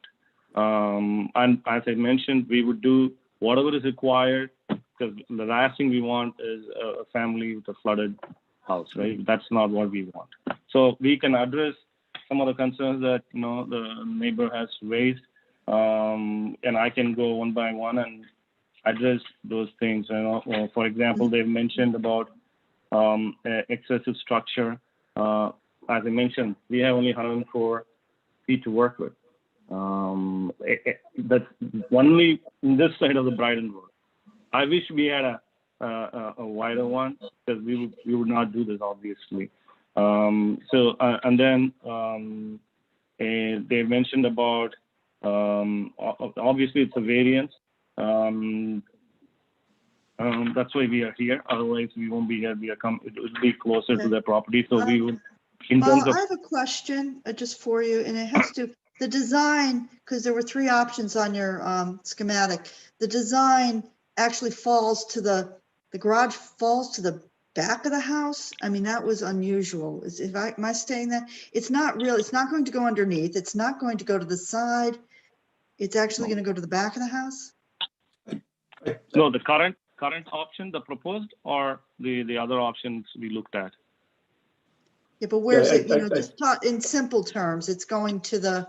If you're facing the house doors, I'd say it's to the left. Yeah. If you're looking at the front door, it would be to the left. It's on the side. Yeah. Left. It's on the side.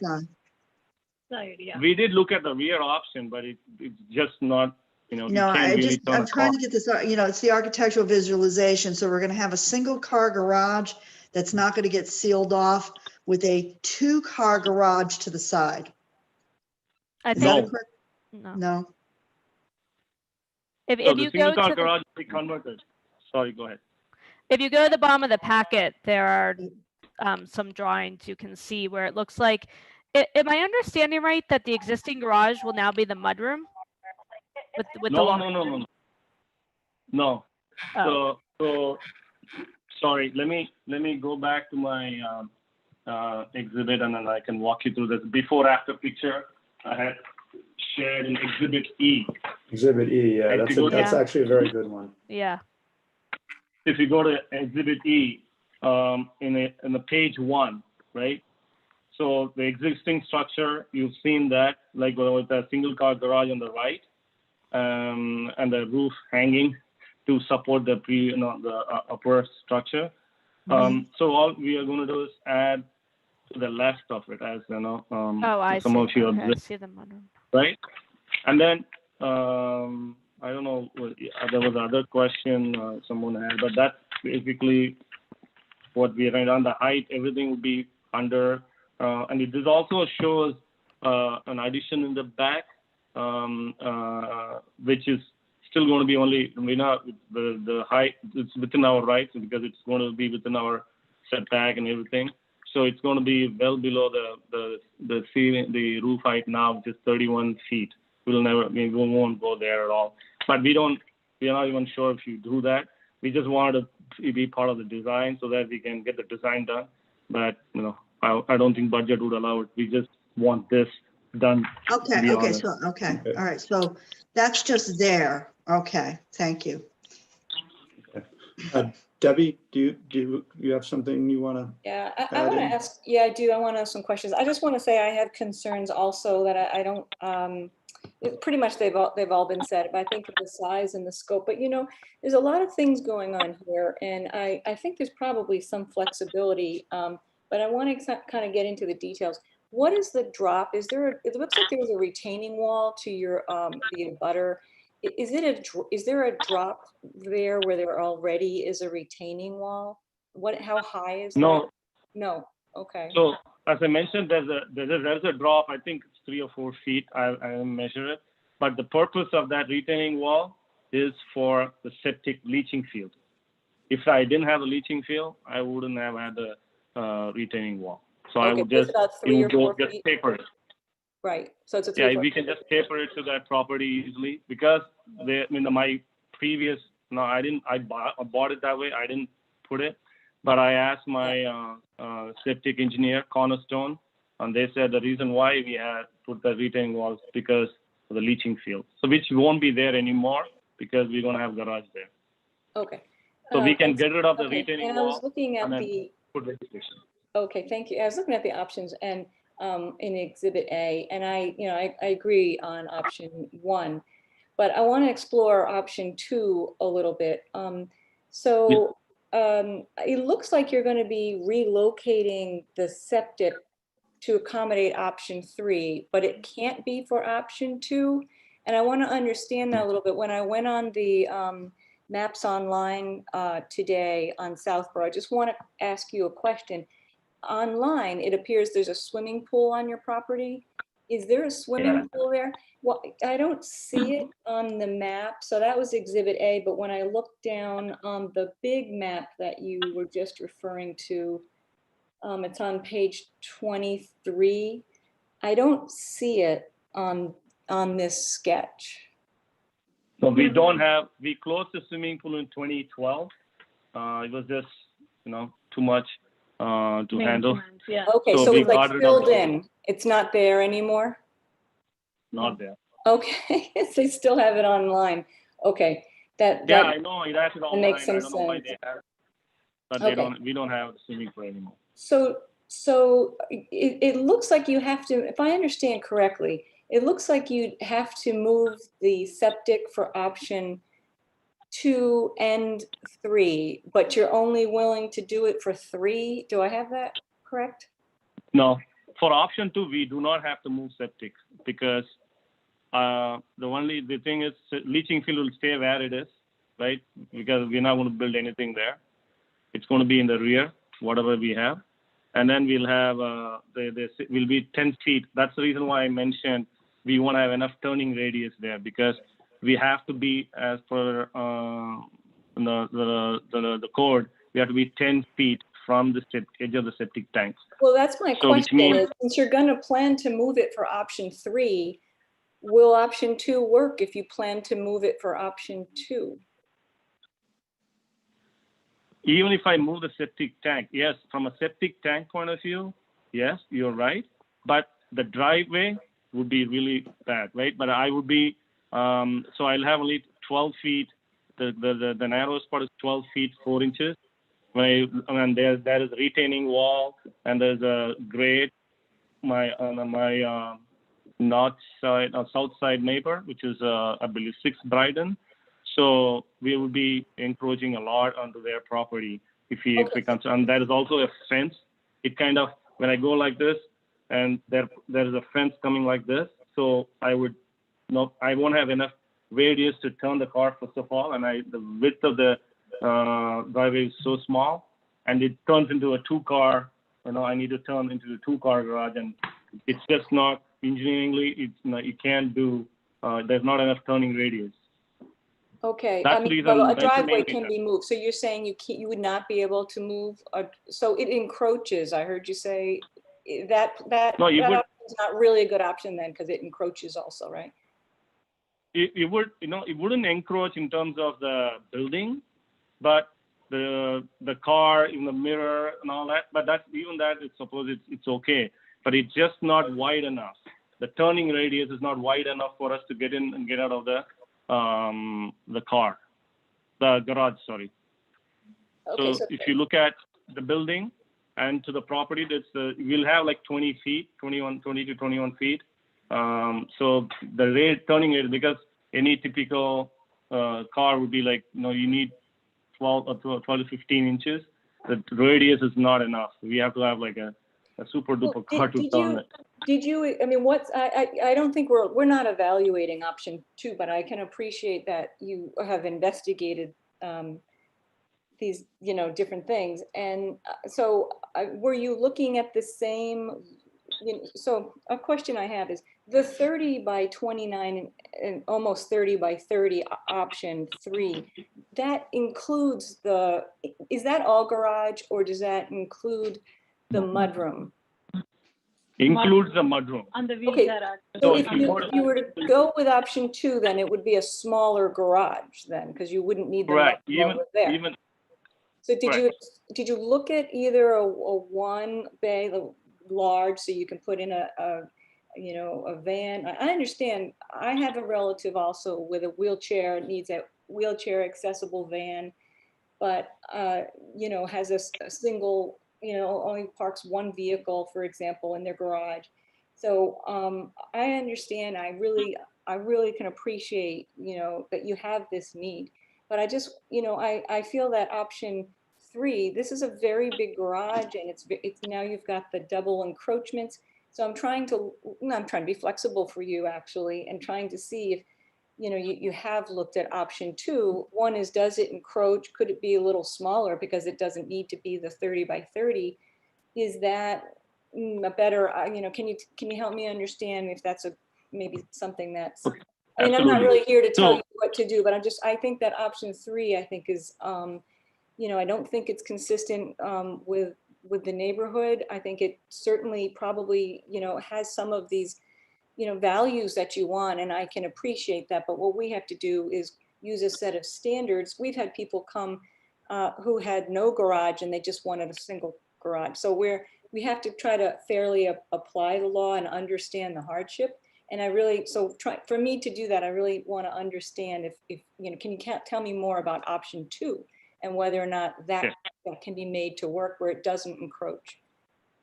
Okay, so in option 2, the depth, if you will, from in terms of the garage, we only consider 24 feet. If you do 30, you won't even, we can't even do anything, right?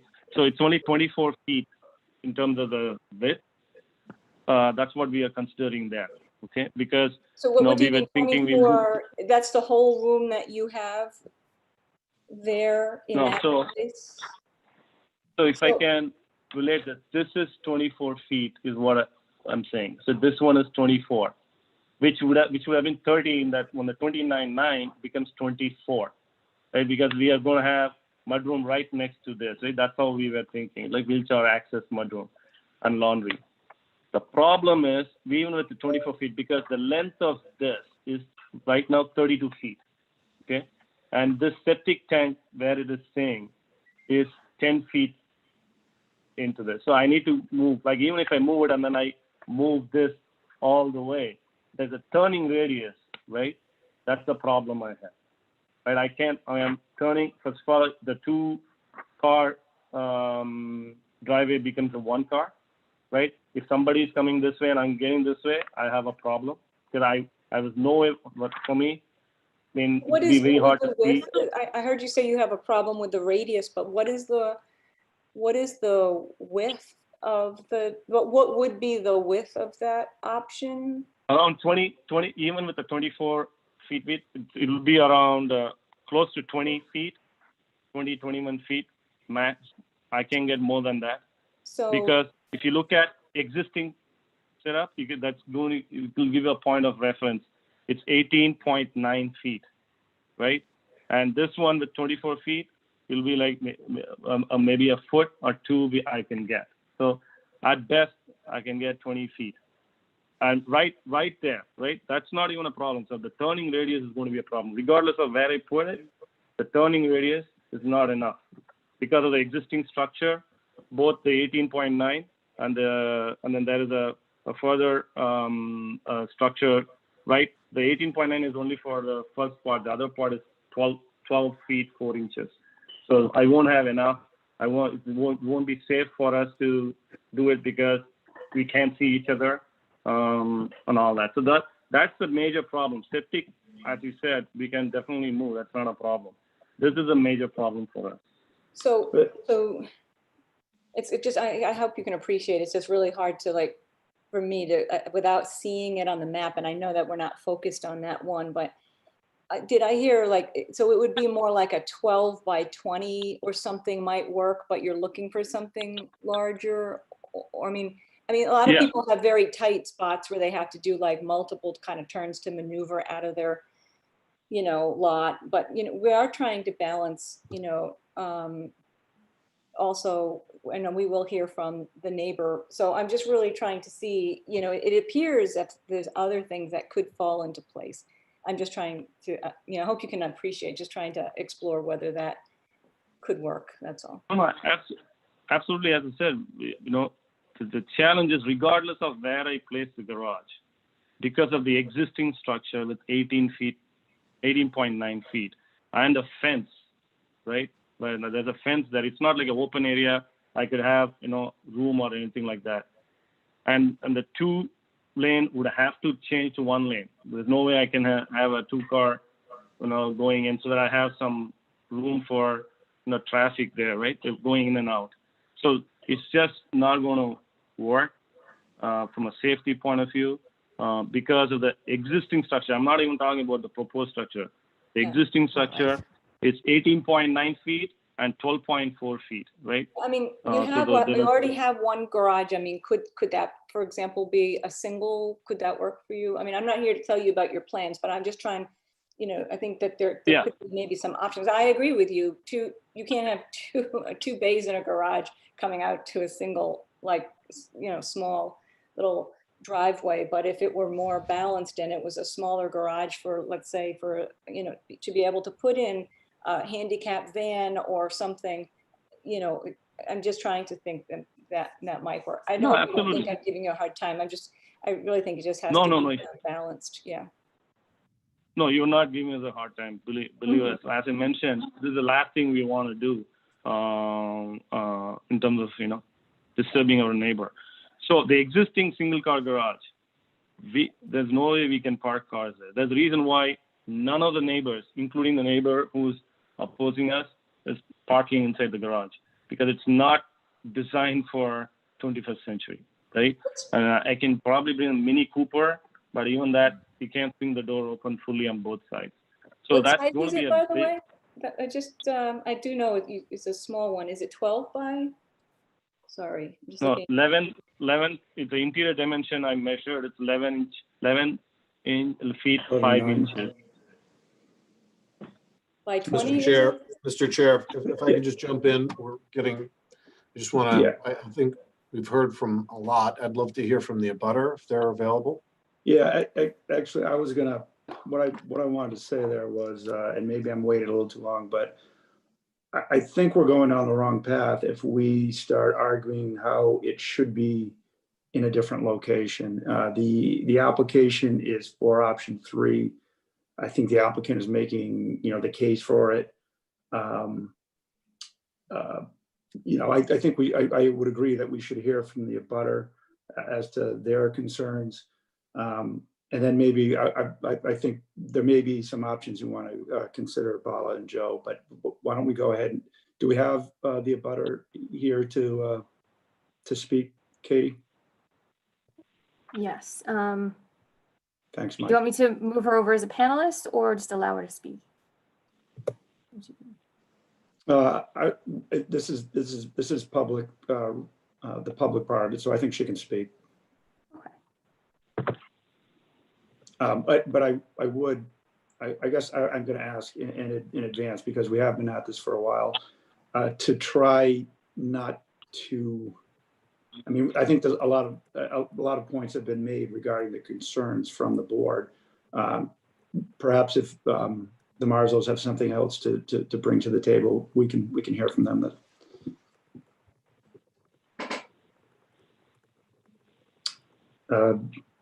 Victoria, if you could unmute, you can speak.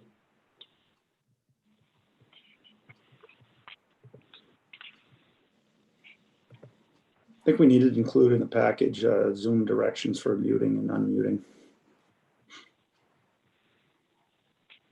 I'm trying to unmute them from here and it's not working. Okay. Again, it's probably in your upper right-hand corner of the Zoom window where you can find the mute and unmute button.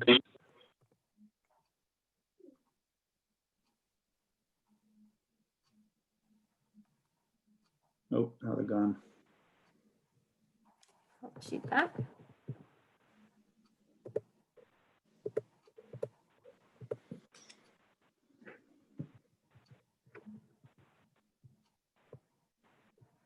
Now you're unmuted. Hi there. Can you hear us? Yes, we can. Hi, good evening, everyone. Perfect. I'm Victoria Marzo. This is my husband, Stephen. And yes, we live at 36 Richards Road. We directly abut Joe and Bala. And, before we get into our reasons for having some concerns with this plan, we just want to say that we empathize with Joe and Bala's situation. We understand, the proposed hardship that they're trying to take care of, but I do want to also say that we agree with a lot of the board's questions and sentiments so far. And we moved to 36 Richards in April of 2020, so very recently. And why we moved to this neighborhood is we were looking for a starter home. And this is exactly what this neighborhood provides.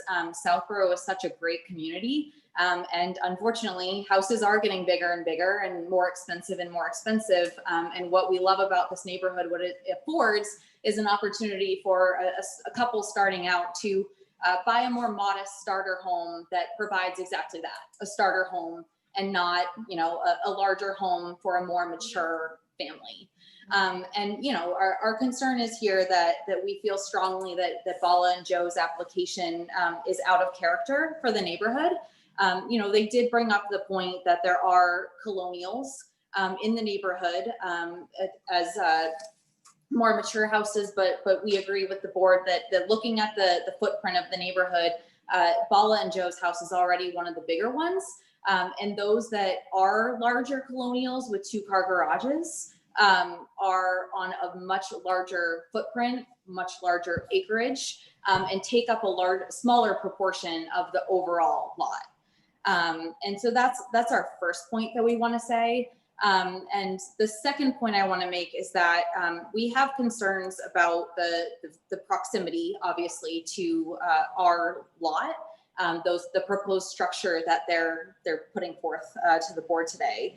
And I want to say that Joe and Bala did bring forth an idea when we first met them probably a month and a half ago. But our understanding was it was just that, an idea. And when we were surprised by this notice that we received via mail and then requested the plan, we were just a little bit taken back by the large plan that was put forth that encroaches our lot. And you know, we want to say that the size of it and the scope of it just is detrimental to us for reasons that we entertain. We relax in an area that directly abuts what they're proposing. And to have this encroaching so closely, we feel is a safety concern, potentially the retaining wall. We weren't sure, which is why we posed it as a concern, whether that would pose an issue if they put a large structure on it. We weren't sure if that retaining wall was built to hold such a large structure. So that's the first concern. And the second concern is the drainage. Having a structure so close to our property line and so close to a retaining wall, which we're still really not sure what they're doing with it in this plan, but it doesn't leave much room for drainage. And Bala did bring up a point that there is a slope where obviously Bryden Road is on a slope. We're at the bottom, and there's a large portion of land that needs to take up some of that water. The runoff.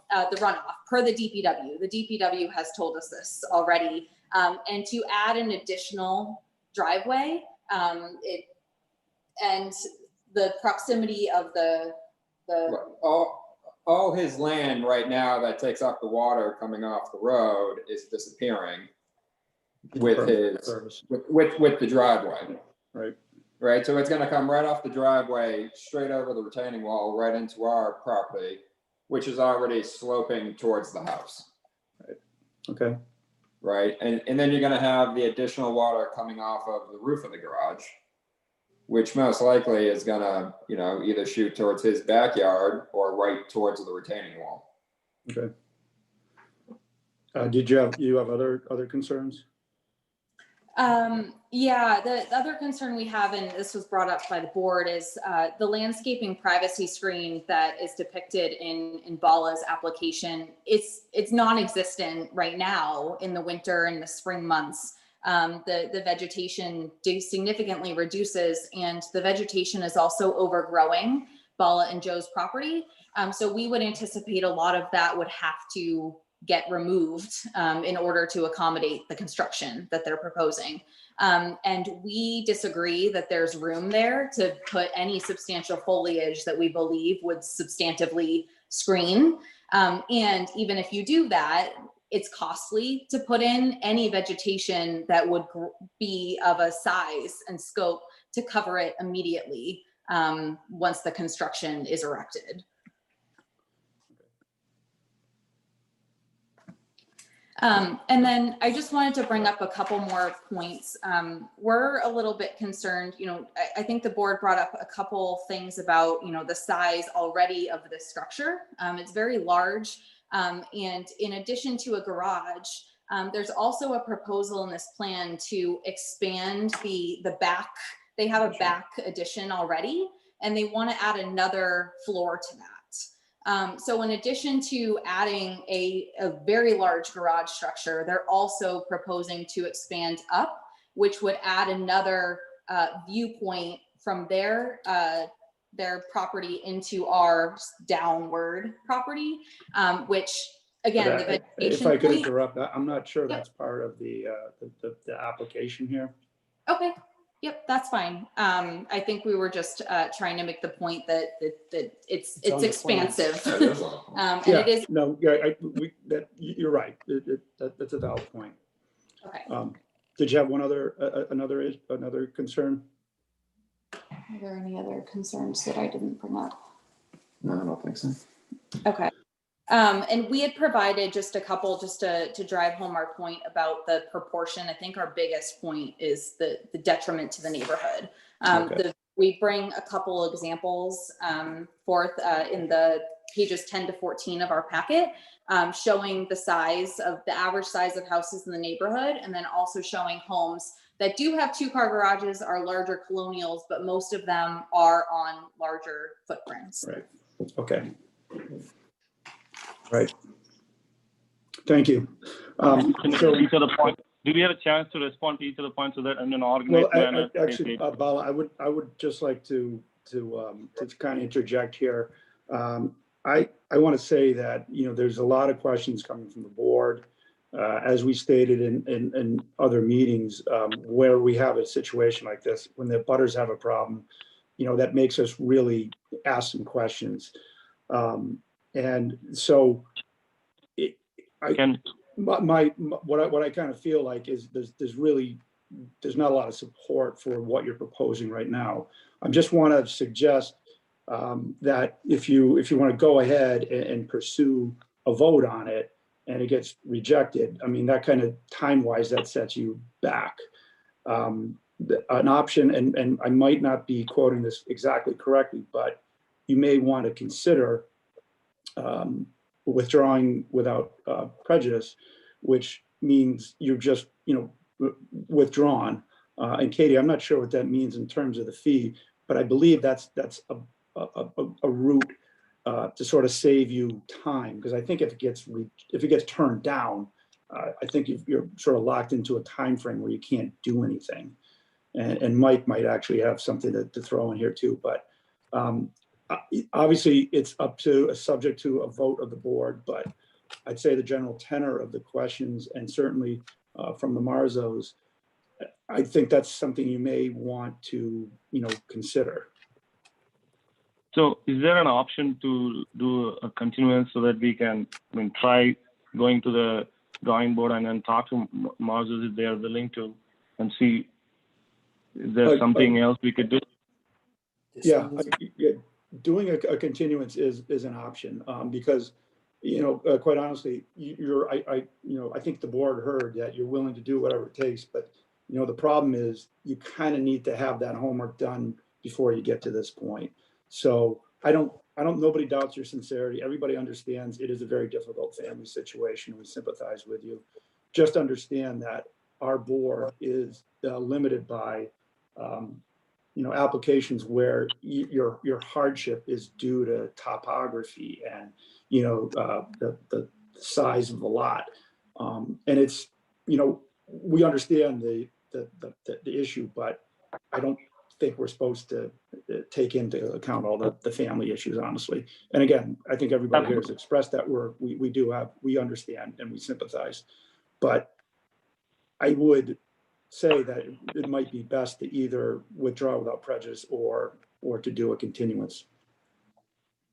No, I think I would at least try one more time, because as I said, I haven't had an opportunity to discuss this with Marzos. Now that we know what their concerns are, and regardless, you know, if we can do it within 23/9, you know, then we will even withdraw it, right? So if there is anything that we could do, we would definitely do it.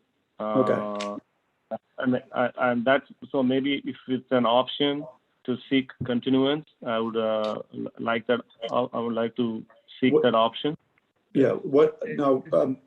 Yes, Paul. Go ahead. If it is, I mean, it is possible to continue it.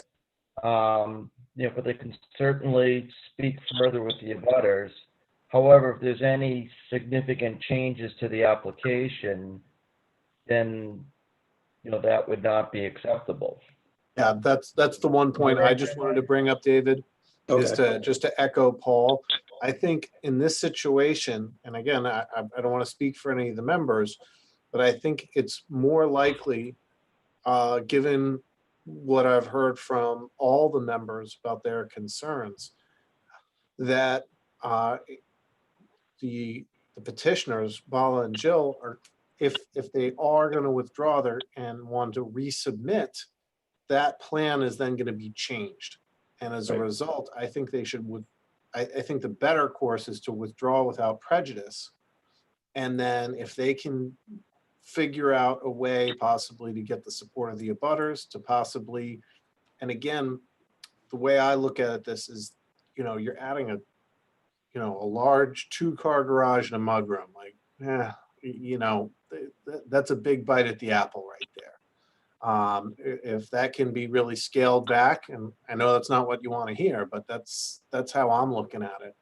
And then if you can Or at find least something that's, explore you some get of your the butter areas. support that's more consistent, then that's going to be a different application. So I think the better course of action, and again, please, I'm open to anyone's ideas on the board, but I think it's better that they withdraw the application without prejudice, see if they can find something that's more conforming, that works, get some better or less opposition.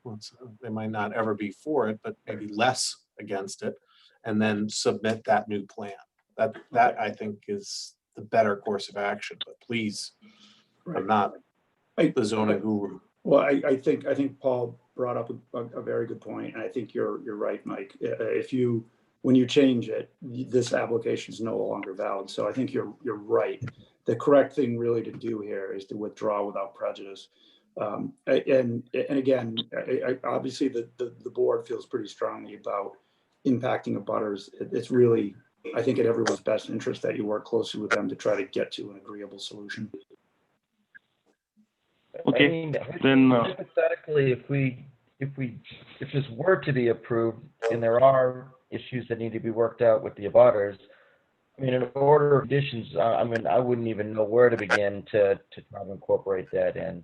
So that's something maybe best to be discussed with the abutters and with the next presentation, have those concerns addressed so we could accept them as part of if it's acceptable, accept them as part of what was being presented to us, not as is right now.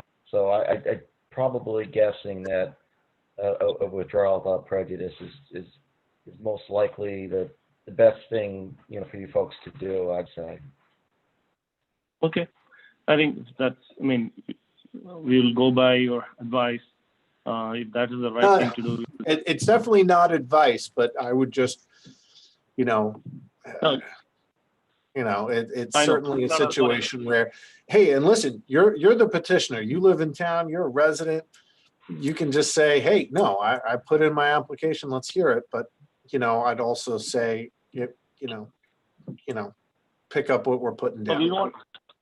We want to definitely we want to address neighbors' concerns. So that's more important for us, because we went with the assumption that it would be okay, but it was wrong assumption. So so based on what I heard, maybe I should go for withdrawal without prejudice.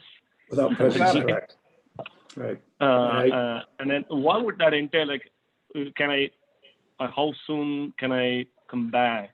Next month, or we can? Like, is there a time limit restriction on when I can come back after I resolve it? Katie, Katie could speak to that. There's not.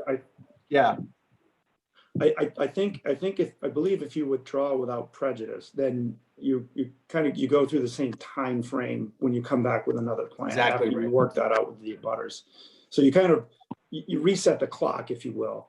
But I'm sure Katie could probably straighten out some of the things I'm saying here. Oops, Katie, you did it again. I believe that if it's a whole new application, new plans and everything, it would be on the same time frame as a regular application. Yeah. Okay. Sounds good. We'll do the withdrawal without prejudice, please. Okay. Yep. So Bala, I think if you just write me a quick email, just saying you're withdrawing without prejudice, those exact words, I'll just put that in the file. You'll be good to go. Awesome. We'll do that. Thank you Katie, so is there much for hearing us. No, thank you for your time, and I hope that this gets figured out. Katie, is there anything else we're supposed to do procedurally? Thank you for your time. Do we need to? I'm a little confused. Do we need to vote to accept the withdrawal and then close the hearing, or? No, we don't. Go ahead, Paul. Go ahead, Paul. No. Do we need to vote on to accept their withdrawal, and do we need to close the hearing? Because otherwise, it's open. Well, we will have to close the hearing, but if they're, so that's why I was wondering procedurally, if they're stating they want to close the hearing, I don't think we need to vote on it. I don't think we need to vote on their withdrawal. They're the petitioner. No. They've requested to withdraw without prejudice. I don't think we need to accept that or make a motion on that. I think if the petitioner has made a motion to withdraw their application, and then I think we just make a motion to close the public hearing on the matter. Okay, But please. And Yeah. again, going from memory, I think in the past, we've had like, obviously, we've been in the meeting hall and an applicant is literally, scribbled out on a piece of paper, I withdraw and sign. Right. So I'm not too sure. Just want to make sure whatever. We've got recorded testimony. Yeah, we have recorded that Bala has said he intends to withdraw without prejudice, so. Okay. We're relying on that, yeah. Yeah. Katie, is there anything else we need to do procedurally, or do we simply close the meeting? Yeah, I believe that you can just close, and yeah, it's his prerogative to withdraw. So once I have that on paper, it's pretty much official. Okay, but we don't need to continue this then, do we? No, We you just don't close. continue it at all then. Okay. I mean, so I guess I'll make a motion to close the public hearing. You have a second? Oh, I'll second that. Okay, we have a motion to close the public meeting and a second. In favor by roll call, yes or no. Mike? Yes. Paul? Yes. Doris?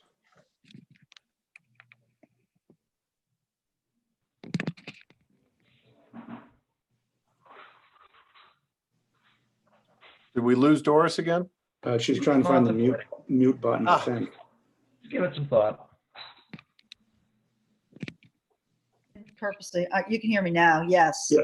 Yeah. Okay, Debbie? I muted myself. Yeah, and yes, so the public meeting is closed. Holly, Jim, Mr. and Mrs. Marzo, thank you all for being here tonight. Thank you. Yes. Thank you for your time. Take care. Have a good night. Thank you. All right.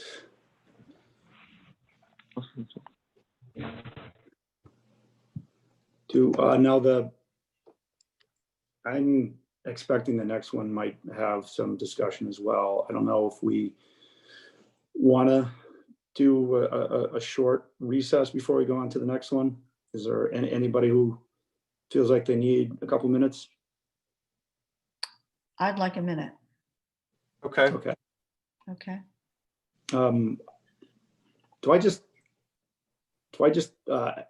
We don't vote for that, do we, Kay? We just say we're going to take a 2-minute recess. Yeah. Yep. Okay. 2-minute What a recess. rookie I am. Okay, 2 minutes. Oh.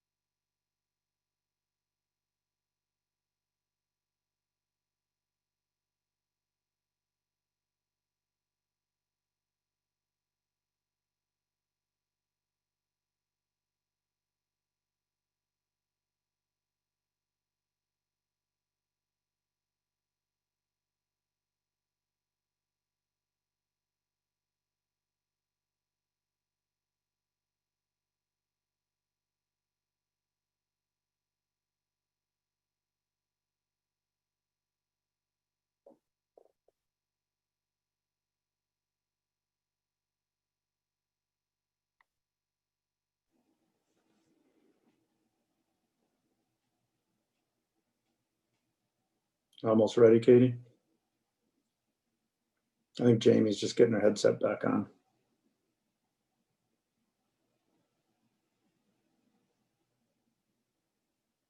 We good to go? I'm ready when you are. Okay, all right. All right, welcome back to the Southborough Zoning Board of Appeals, August 26, 2020. Our next agenda item is 3 Sunrise Drive, David and Meredith Fioretti. Variance. They're seeking a variance to approve an existing pool installed within the 10-foot side setback in Residence A district. Do you have the notice, Katie? Yep, I'm ready to read it off. The Board of Appeals of the Town of Southborough will hold a public hearing via a virtual Zoom meeting Wednesday, August 26, 2020 at 8 p.m. with regard to the petition of David and Meredith Fioretti, 3 Sunrise Drive, Southborough, Mass. The petitioner is seeking a variance to approve an existing pool installed within the 10-foot side setback in the Residence A district. Relief is requested under Section 174(82)(d)(3). A copy of the application may be requested through the principal assistant to the Zoning Board of Appeals at 508-485-0717, extension 3018, or kberry@southboroughma.com. Pursuant to Governor Baker's March 12, 2020 order suspending certain provisions of the Open Meeting Law, General Law, Chapter 30A, Section 18, and the Governor's March 15, 2020 order imposing limitation on in-person gatherings, there will be no in-person attendance by the public. Persons wishing to participate in this meeting while in progress may do so by going online to www.southboroughtown.com/remote meetings. And I'm going to move Mr. Fioretti to a panelist.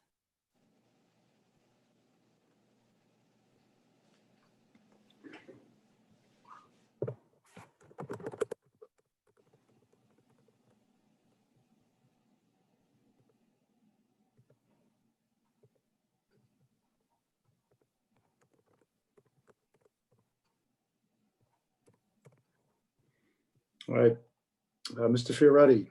Good evening. Thank you for hearing us. I know it's a little late, so I appreciate you guys taking the time to hear us out tonight. Go ahead. So we do have the information for your application in the packet. This is your opportunity to sort of present what it is you're trying to do, the history, what happened, why you're asking for it. So go ahead, you have the floor. Thank you again for everyone for meeting with us. We really appreciate you taking the time. We are here because we put in a pool in April of 2017. When we initially did the plans for the pool, we had it actually, I don't know if you've driven by our property, but we had it parallel to the back of the house. When we had all of those plans drawn up and we had it surveyed, we realized that we were within the free space variance. So we would have to move the pool too close to the back of our house in order to not violate the free space variance. So when we realized that, we turned the pool to be, so our house is this way, we had the pool next to the house. And we had a surveyor come out to make sure that we were not within the free space variance. All of the plans were drawn up. We went through pulling all of the permits. This was installed by McCarthy's Pool. We do have Patrick here with us today if you have any questions from his end. And then when somewhere along the lines, a marker was put and was used as a property line, and it wasn't, it was just a marker of the free space. So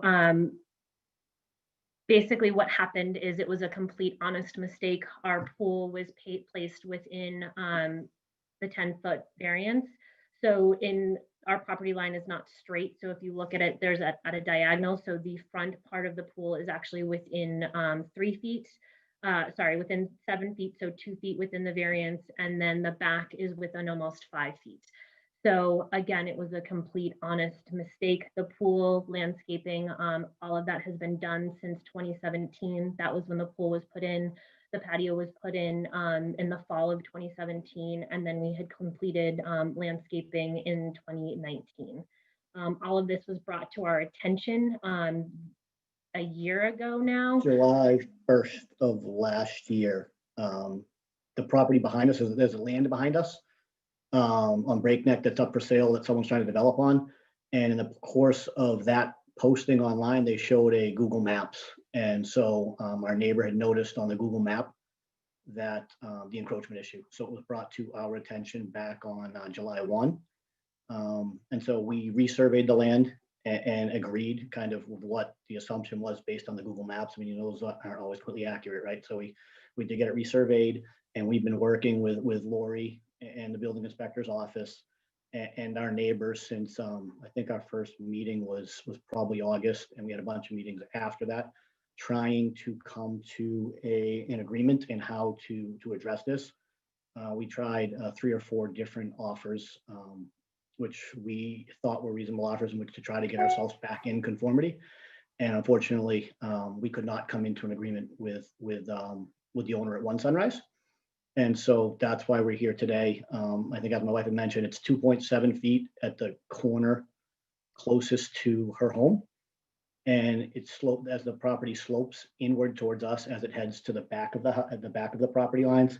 It's a 4.7 feet at the very back corner. That's the amount of land. That's the amount of space into the free space that we are. Excuse me, into the setback that we are today. Again, if you have driven by our property, you see that we have this space. If we had realized that this had happened, we would never have done this in the first place. We have plenty of space in the back of our house. And basically now, because we've completed the project, we have the pool in, all of the landscaping is complete. Really, we're looking for the variance because if not, we have to basically tear out the entire pool and start a massive construction project all over again. Like my husband said, we have done our best to arrive at an agreement with our neighbor, offering a land swap, offering monetary compensation. Obviously, we will do what we need to get back onto our property line. So we're really just here so that we can get the approval on the variance and then make sure that we're within compliance of property lines and within compliance. Mr. Williams, I think you're muted. Yeah. All right, sorry about that. Thank you for that. Jeez. This is my first time as chair, so I'm fumbling. So I do want to just get a little bit of clarification from you, if you could, before we get into all the debate. So, I mean, this really is about the variance for the encroachment of the pool. Correct. Right? Yes. So there are other issues here, and I think maybe just for the board's reference, like for instance, there's the fence, there's shrubbery, and then there's you have a raised deck there. Yep. Maybe could you just address the plans for that? Yeah, sure. We've already spoken with the appropriate people. We've already agreed with our neighbor that she is in fact correct, and that once we understand the ruling on this, we will get everything back onto our line. Because what happened was once the pool was off, we did everything based on that, right? When we put everything in, pool went in first, and then we had taken time to plan out the rest of it. And once that was off, everything was off, and so we have. We agreed, we told her that, and as soon as we get understanding on this, because depending on how this goes, really changes the whole project, right? If we don't get the variance, then everything's got to come out, and we're starting all over. If we do get the variance, it's a matter of just cutting back some patio, picking up the fence, moving it, and then regrading and seeding her lawn, which she and I had a pleasant conversation over the weekend. I walked the area with her and explained to her the order in which things would get done after this meeting. And explained a little bit of our thoughts on the timing of when all that would be completed. And she didn't disagree with me on any of that piece, which was nice. So I think that that's all. I think that we've gotten past that. We tried to address that with our neighbor, and we couldn't come to an agreement on any of that, unfortunately, because if we had gotten an agreement on that, it obviously would have nullified the need for a variance if we were able to do some sort of land swap or something like that. We couldn't, and we understand where we stand today, and we will address that as soon as we understand what happens here, because that affects the size and scope of the project, and really depends how delicate we have to be, right? If everything's got to rip out, we just come in and rip everything out and start over. If it's just a matter of we get the variance, so now we're just cutting some patio, it just takes a little differently as to how we approach the project.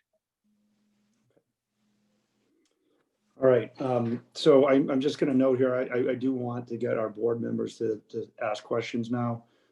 We not only have the Fiorettis here, but we also have Patrick Ellsworth from McCarthy Pool.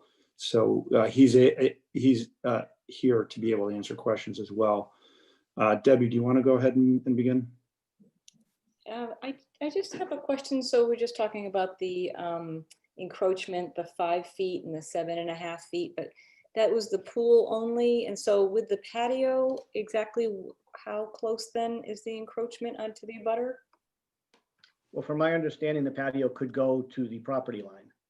Okay. And so that the patio is, so that's where we're only talking today about the 2.7 feet that we need to keep the pool in compliance, and the 4 on one corner and the 4.7 on the other.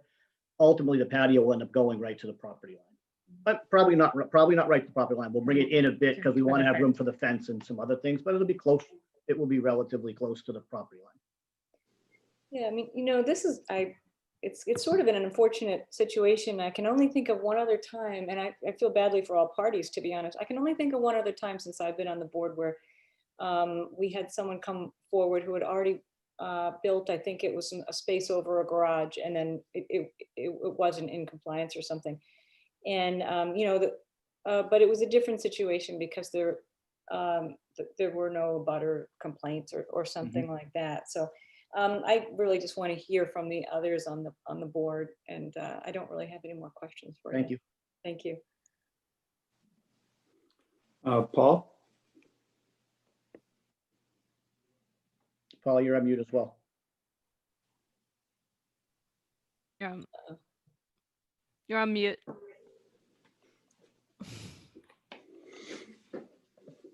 There you go, Paul. This is kind of interesting. I've never quite seen something like this before, and been on the board for a little bit. So this is kind of unique. I'm glad we can make it interesting at least. Thanks. So the fully, in case I'm just missing something, obviously it's existing.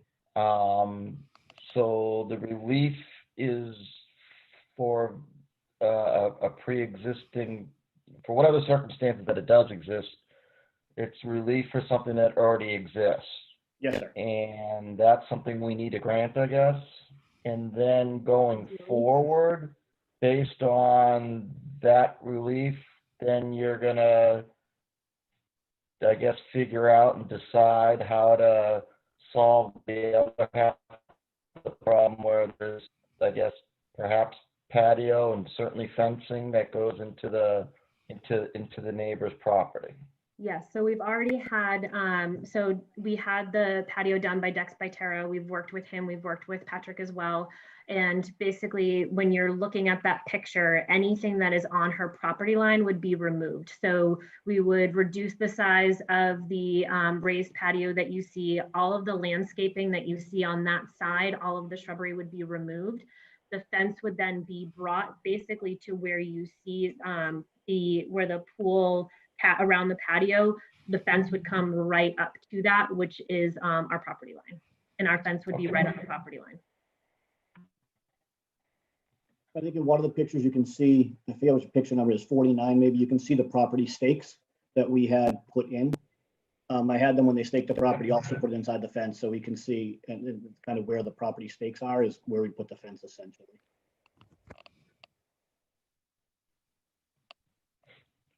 That was my question for now, just to make sure I'm understanding this 100%. Okay, thank you. Okay. Doris? You're muted. You know these board members, I can't. I'm unmuted now. So yes, it's certainly a problem. I can't actually say I've never seen something like this before. I guess my broader problem is that, you do it once, you do it twice. So I'm going to probably want to hear, since it hasn't been resolved with the abutter, I'm going to want to hear what they have to say. It certainly seems from the outside reasonable, to want to ask. It's already in, but we have a professional contractor who put it in. So I think I just need to hear from the abutter. I have all the empathy um, about how this occurred and all the investment in it, but at the end of the day, it's very close to the property line, and the abutters and their opinions matter, and you built it. So I've got to wrangle with it. You know, I've got to think about that. It's Understood. it. I did speak to her over the weekend. I did speak to her over the weekend when she came over. She wanted to take some pictures, so she came over, and I'm sure you'll hear from her tonight as well. One thing she did mention, she said, you know what, you guys aren't very loud. So I said, I wanted to say, if you're not going to show up, because I was going to ask her if she's not going to show up, would she write me a letter, try to make this all easier for everyone, right? And she said at the time she wasn't sure, but she did mention, which I also appreciate. She said, look, you guys aren't very loud. And I know that that's probably why the 10-foot ordinance for the pool is in place, assuming you want to be a little bit further from a property. Yeah, the root of it. Pools can be the root of people do not like them, or they do like them. Right. But you know, we're just trying to solve. Okay, It's too close to the 10-foot, and it grows as it goes abuts the back of the property. So okay, thank you. Okay, thank you. Mike? Patrick, my first question's for you. So if we have a design plan for where a pool's supposed to go, and then it goes in someplace different, I need to get my head wrapped around that one. Yep. Nope. And certainly McCarthy Pools and myself take full responsibility for obviously everybody being here today. Certainly apologize to the board and to the Fiorettis and to their neighbor for certainly this embarrassing moment for a pool contractor, certainly that's been in business for 60 years. So from originally the plan was to have the pool running parallel to the back of the house, and it was going to be very close to the open space. We certainly agreed that needed to be delineated, and in hindsight, the whole side and rear, everything should have been delineated, and certainly that wasn't the case. The pool subsequent, you know, this was mapped out and permitted, I believe, over the winter, and plan had changed for the pool to run perpendicular to the house. And, you know, unfortunately, it just went too close to, obviously, to the side lot line. So certainly I accept 100% full responsibility as a contractor that has experience to avoid these things. And certainly in my 30 years, this has not happened. And certainly in the company's 60 years, I'm unaware of it happening either. All right. Well, thank you for that. And listen, I'm going to be brutally blunt on things like this, because what I have, and I genuinely believe what everyone's telling me is true, but what I see here is what I'm afraid is, oh, this is where it needs to go, but we really want it to go here. And it just ends up going to where it lands, and oops. And I just have a fundamental problem with that. And it's just a situation where this smacks to me of, it's better to beg for forgiveness than ask for permission. And I just have a knee-jerk reaction to that. And I believe what Patrick just said, I believe the petitioners, but there's something, and I'd love to hear from the abutter, why can't an easement be allowed, or a land acquisition? Why are they fighting us on the buyer, you know, the petitioners on this? And so there's this piece of the puzzle. And let me tell you, and again, this is more a Mike Robbins issue that I see. Here's the design plan. Here's the property lines. Build it to the design plan. But what I see regularly is, oops, it somehow got moved. I don't know if that's what you wanted or not, but this is why we have design plans. This is why they get signed off on. This is why they get approved. This is why this isn't common, because when it does happen, it's because the petitioner tells the installer, you know what, we don't want it here. Move it over here and we'll pay you, and we'll just, no one's going to be the wiser. And I believe everything that you're saying to me, but this is my initial reaction. Like, I just have a problem. We have a design plan, says to go here, and oh, it didn't go there. Again, I'm not saying that's the case here, but I just have a fundamental problem with this scenario in general. And I just don't know what's going on with the abutter as to why that more reasonable compromise can't be worked out without having to come to us. But that's a different story too. I completely appreciate where you're coming from. And like I said, if you can see the way our property runs, the way that we originally wanted it actually made so much more sense. And it really came from us wanting to follow the rules and not encroach on the open space. So we adjusted to make sure that we were within compliance of that initial rule. So when it was getting built, didn't you see like, this doesn't look right, this doesn't fit, like that, where did that come into play? In fact, we had this marked out, I think as Patrick mentioned. We had tried to get it in November before winter, and we didn't get it in, so it ended up being March, April. And we had it sprayed on the ground for months, and we had it laid out. We weren't trying to hide anything. We weren't trying to sneak it by anyone. We weren't trying to do anything like that. I think at one point, Michelle and I even were standing and we're spray painting. She said, "Oh, it was a spray paint where the pool's going." I said, "Yeah," but we even talked about it, like just we would have to be outside at the same time, type of thing. And that was it. It wasn't anything. We were certainly. And I believe you. Pull anything on anyone. I understand. I'm sure I understand where you're coming from, because people are. How people can try to. That's definitely a lot of people's model. Just do what you want to do and ask for forgiveness later. I can certainly see where you guys probably run into that a lot. I can honestly say it wasn't in this case. But that's all I can just speak for what. Yeah. And that's it. I mean, I guess that's all I can say. Is really another thing, the plan that you're looking at, the existing as-built, was not available to us when we applied for the permit. It was a plan that the town had on file that was used to apply, and certainly in hindsight, that plan wasn't accurate.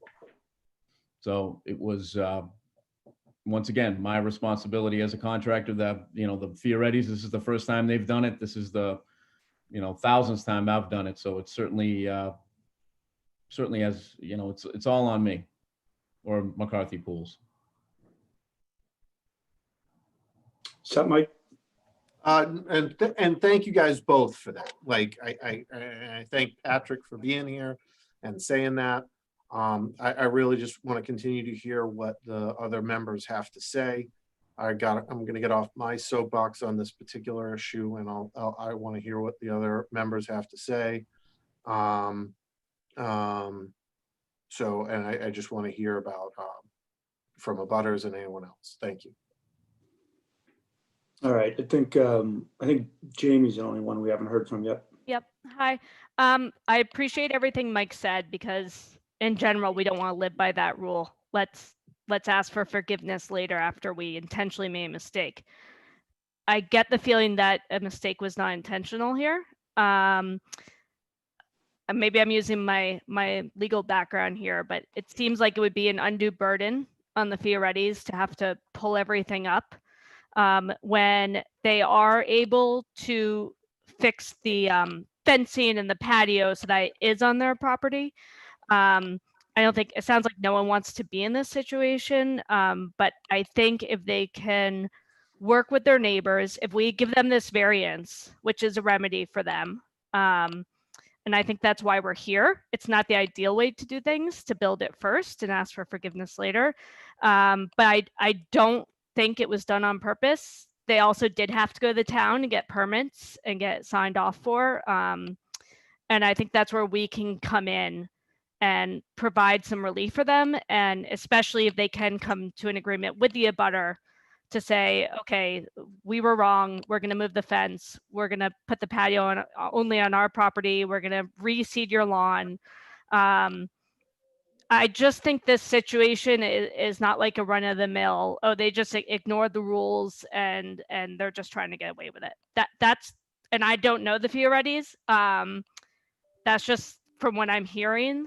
And it also sounds like from Patrick, it sounds like, I know your company, I drive by it all the time. This is not typical as well. So I just feel like it would be an undue burden to ask them to rip up the pool. That's my feeling on it. That being said, I absolutely want to hear from the abutter as well. Okay. Yeah, agreed. I don't know that I have a lot to add to what's been raised already. I think there's a lot of really good points. I agree, like moving the pool seems extreme. I did drive by the property today. Honestly, the first thing that struck me was you've got a massive amount of room to the other Yes, side. I thought the same thing. Which you made that Yeah. point. So it was interesting, but the property stakes made it pretty clear, what was going on. I think I would say we're probably all in agreement that what we'd like to see is that there is an agreement that you come to with your neighbor next door, clearly from from address 1. So I think it probably makes sense now to bring in Katie. Do we have an abutter to speak? And well, go ahead. I think I want to precondition a little bit when they get on. I'm going to move Michelle over as a panelist.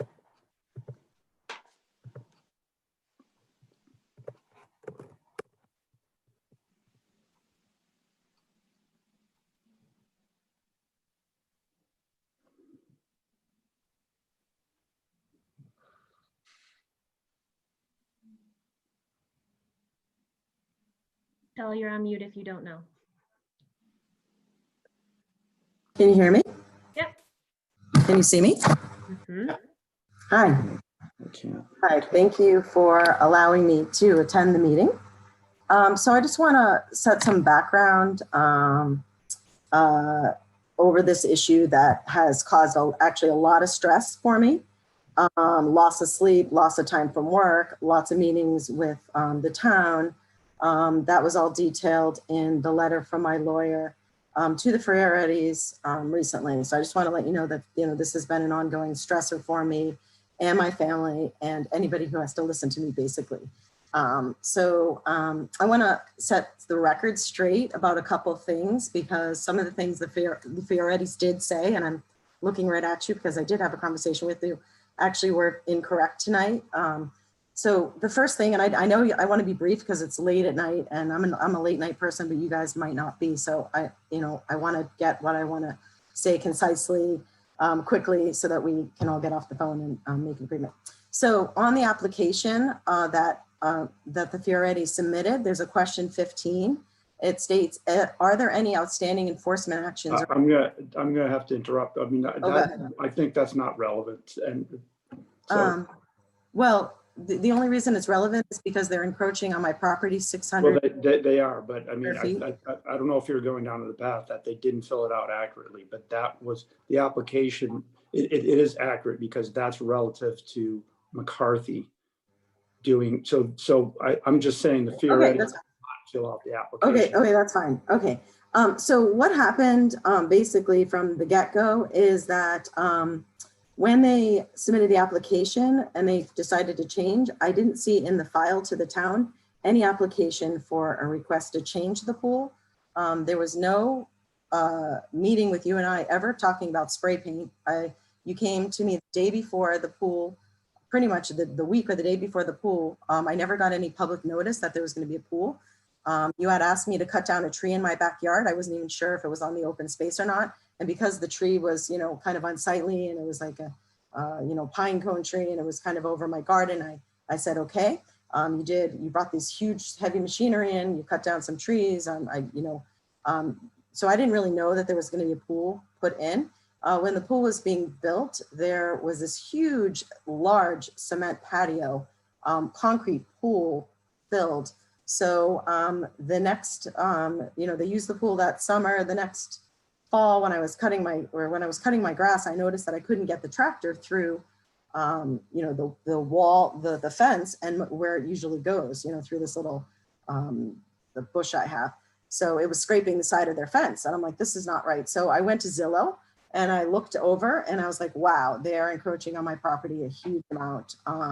There was no permitted application to change that. I never saw a permit application to approve the second one.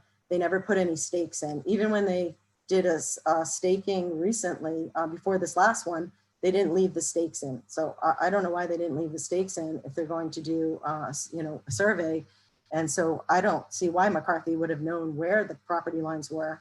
And he didn't follow the approved plan because there was no plan on paper to follow. It was sort of just put it where you want. So I kind of agree with Mike. That's what they did. Put it in and ask for forgiveness. I mean, that's sort of what happened, unfortunately. For me, you know, for them, you know, it's not, I mean, you know, they have small kids. I mean, I have, you know, teenagers that, you know, have different needs. You know, my kids don't want to go in a pool. His kids are probably excited to go in a pool there, you know, make use of their pool, but it's, they're encroaching on my property, 688 square feet. This large appurtenance, it's a raised stone concrete patio, is right against, you know, it's within the 10-foot setback for, you know, the allowed. And I told him that I'm very concerned that you have this huge patio on the property because you can, you know, fall over it. So the letter, so I had a lawyer draft up a letter of my concerns because I really wanted to make sure that they were known because I didn't really trust that he was going to follow the survey because he hasn't followed the survey. And one additional thing, when he knew the survey was going to come on July 1st, I sent the letter of enforcement. The complaint form is dated 5/21/19. So we knew about this encroachment for a long time. He was asked to provide an as-built by the town as a result of my request for enforcement for the complaint form on 5/21/19. That's when I walked it over to the town. So let's see, what else do I want to say? But anyway, I want to work with him to get my property in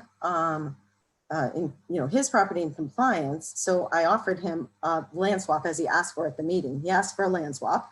So I had a realtor come out and I said, you know, what is this land worth? And what is the issue with him having this pool so close to my property? She said that it devalues my property. Having the pool edge so close actually devalues the property. And it also is a safety concern. So if he moves the fence like right to the line, the fence is like this big, I don't know if you can see. If he moves it right to the line, he actually right now has to rip up part of his walkway around his patio. And then he said he's going to take like a rope and put it from one side because it's not straight to the other. So the entire bump out of the patio has to go. The one that I think is a liability. And I think Julian or Lori told him to put chairs on there. When I asked, you know, like, are you using this patio? Because it's a very concern to me that the patio is so close and that he's using it. And they had a big party the other day with, you know, loud music, a birthday party. And I clearly saw people using the patio. They were running all around it. And I was very concerned that someone was going to fall on my property and, you know, into the pool or, you know, just there was a lot of people there. And that was, you know, like a month ago or so. So let's see, what else do I want to say?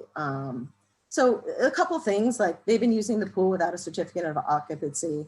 They didn't follow the approved permit. You know, they didn't follow the setbacks. I didn't see that McCarthy had any intention of like, you know, as in a butter.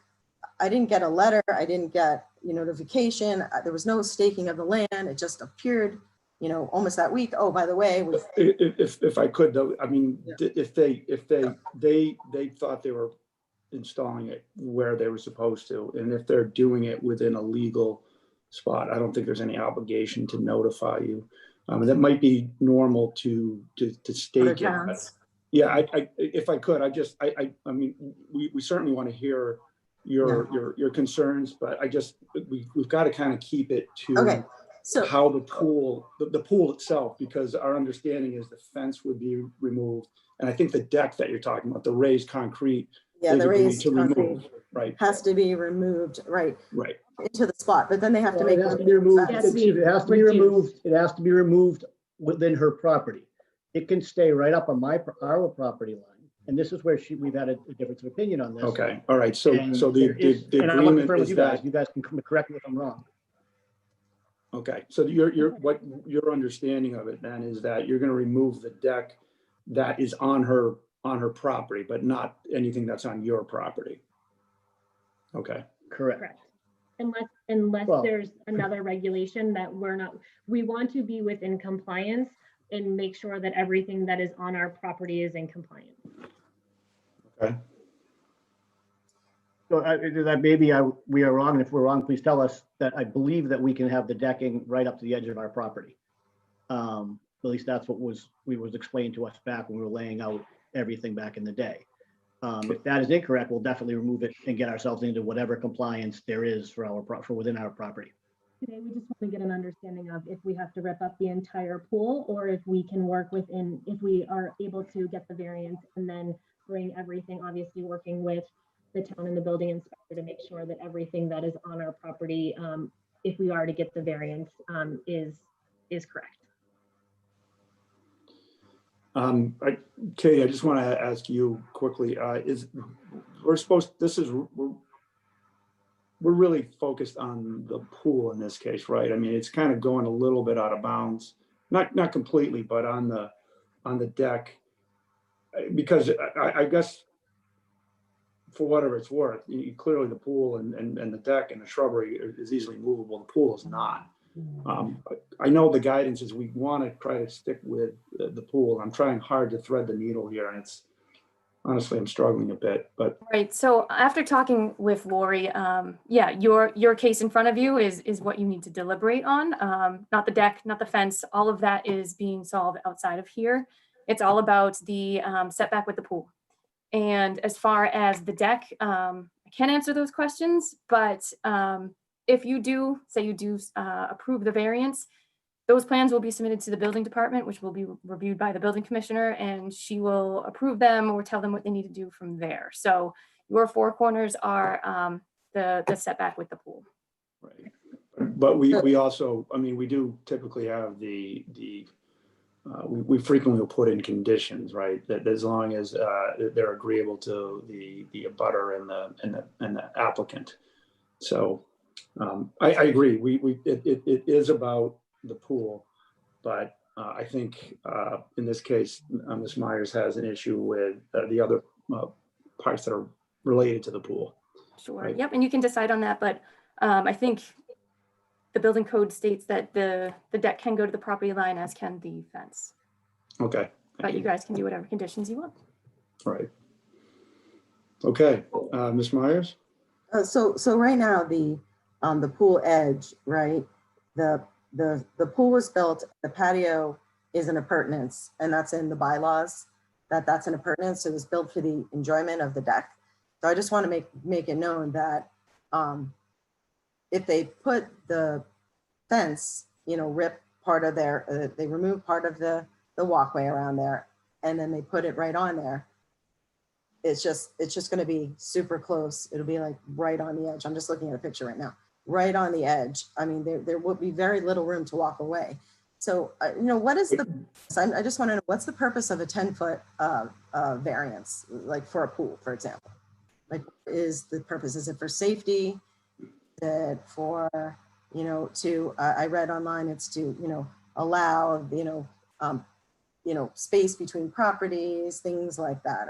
I'm just wondering, in this case, they're sort of asking for forgiveness after the fact to, we put it here, however it got there in error, by this person, they didn't submit the right documents, didn't have it approved by the town, there was no oversight by the town, at different points and stuff, I think the setback requirements are generally, about, so you're not encroaching on your neighbor's property, that you provide a little space, that we're not on top of each other. And it does vary by district. It is pretty clear that says, for accessory buildings and swimming pools, that is 10 feet. So I would just say I don't think we want to get into what it looks like on their property when you move the fence. That's irrelevant. It really is about can we get to agreement on approving a variance that they've encroached on the 10-foot setback for the pool.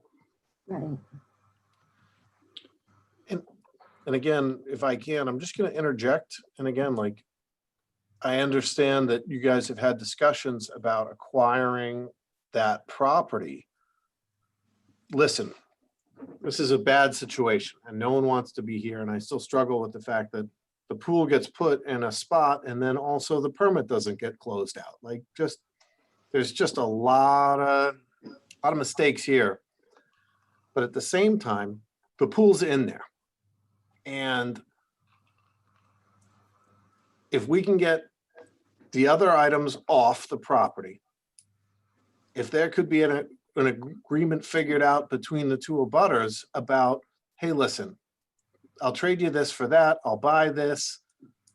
The alternative is to literally go back in there with excavators, rip the thing out, put the thing back. And again, like,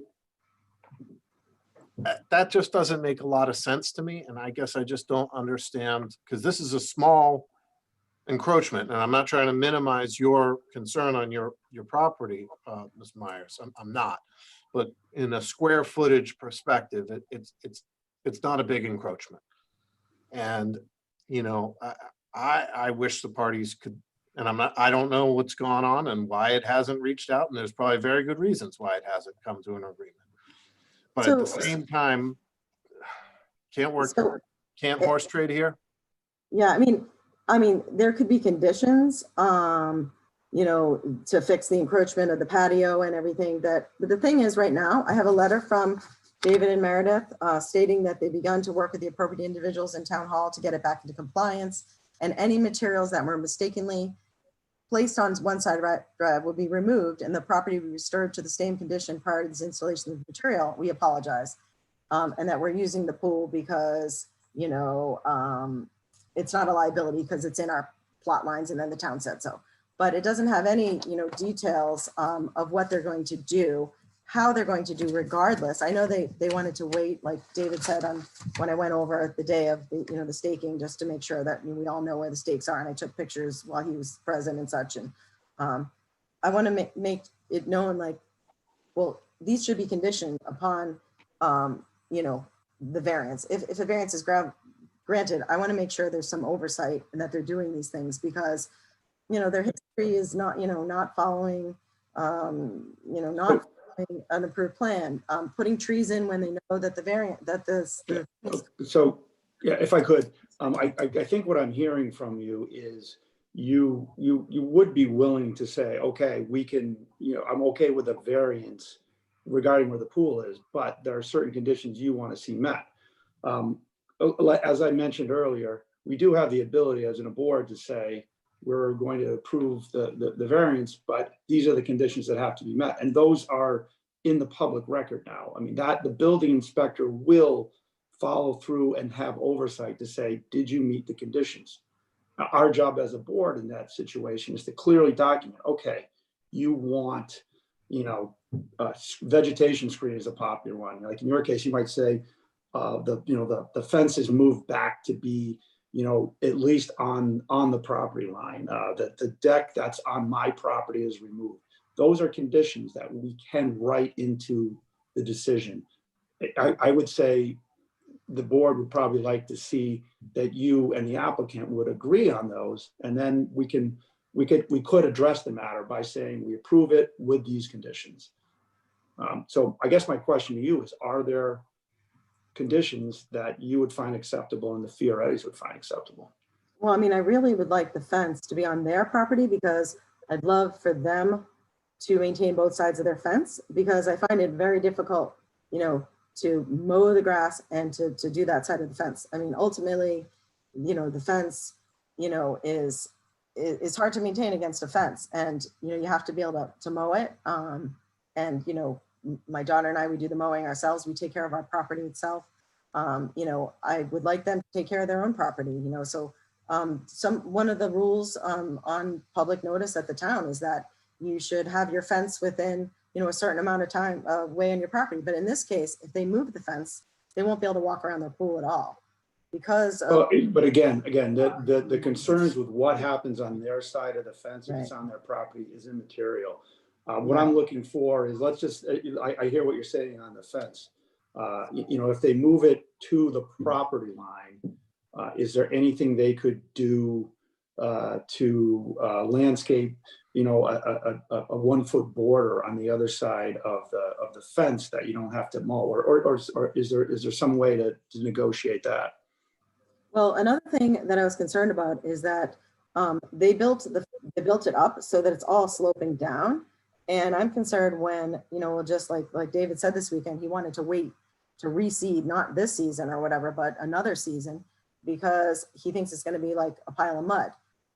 You know, so it has to be, the whole thing has to be regraded because they graded it, you know, they put the pool up and they graded it. So it kind of. I'm sorry, where's the grading that you've got They concerns? graded, if you look at the pictures, they graded the land so that it slopes down. So they raised everything up and it's graded. So everything kind of goes down when they. From the pool towards your property, is that what you're Right now saying? there's trees, there's 7 trees, there's 8 trees there now, like more 7 arborvitae trees that they put. They put those in. So, I mean, it would look really stupid if they, you know, moved the fence and left those trees. They're just sort of sitting like in the middle. They look kind of, you know, ridiculous. All of that will be removed, Michelle. Anything that's on your property line will be removed. So all of the shrubbery, and we will bring your lawn back to what it was prior to installment. And just for clarification, the reason I said you don't want me to seed now is it's the middle of August. If I seed now, I think will grow. My recommendation, I will happily do it. Happy to do it. I was suggesting you might want to wait and have me seed in March or somewhere around there when you're more likely to get a lawn to grow. That was simply what I said.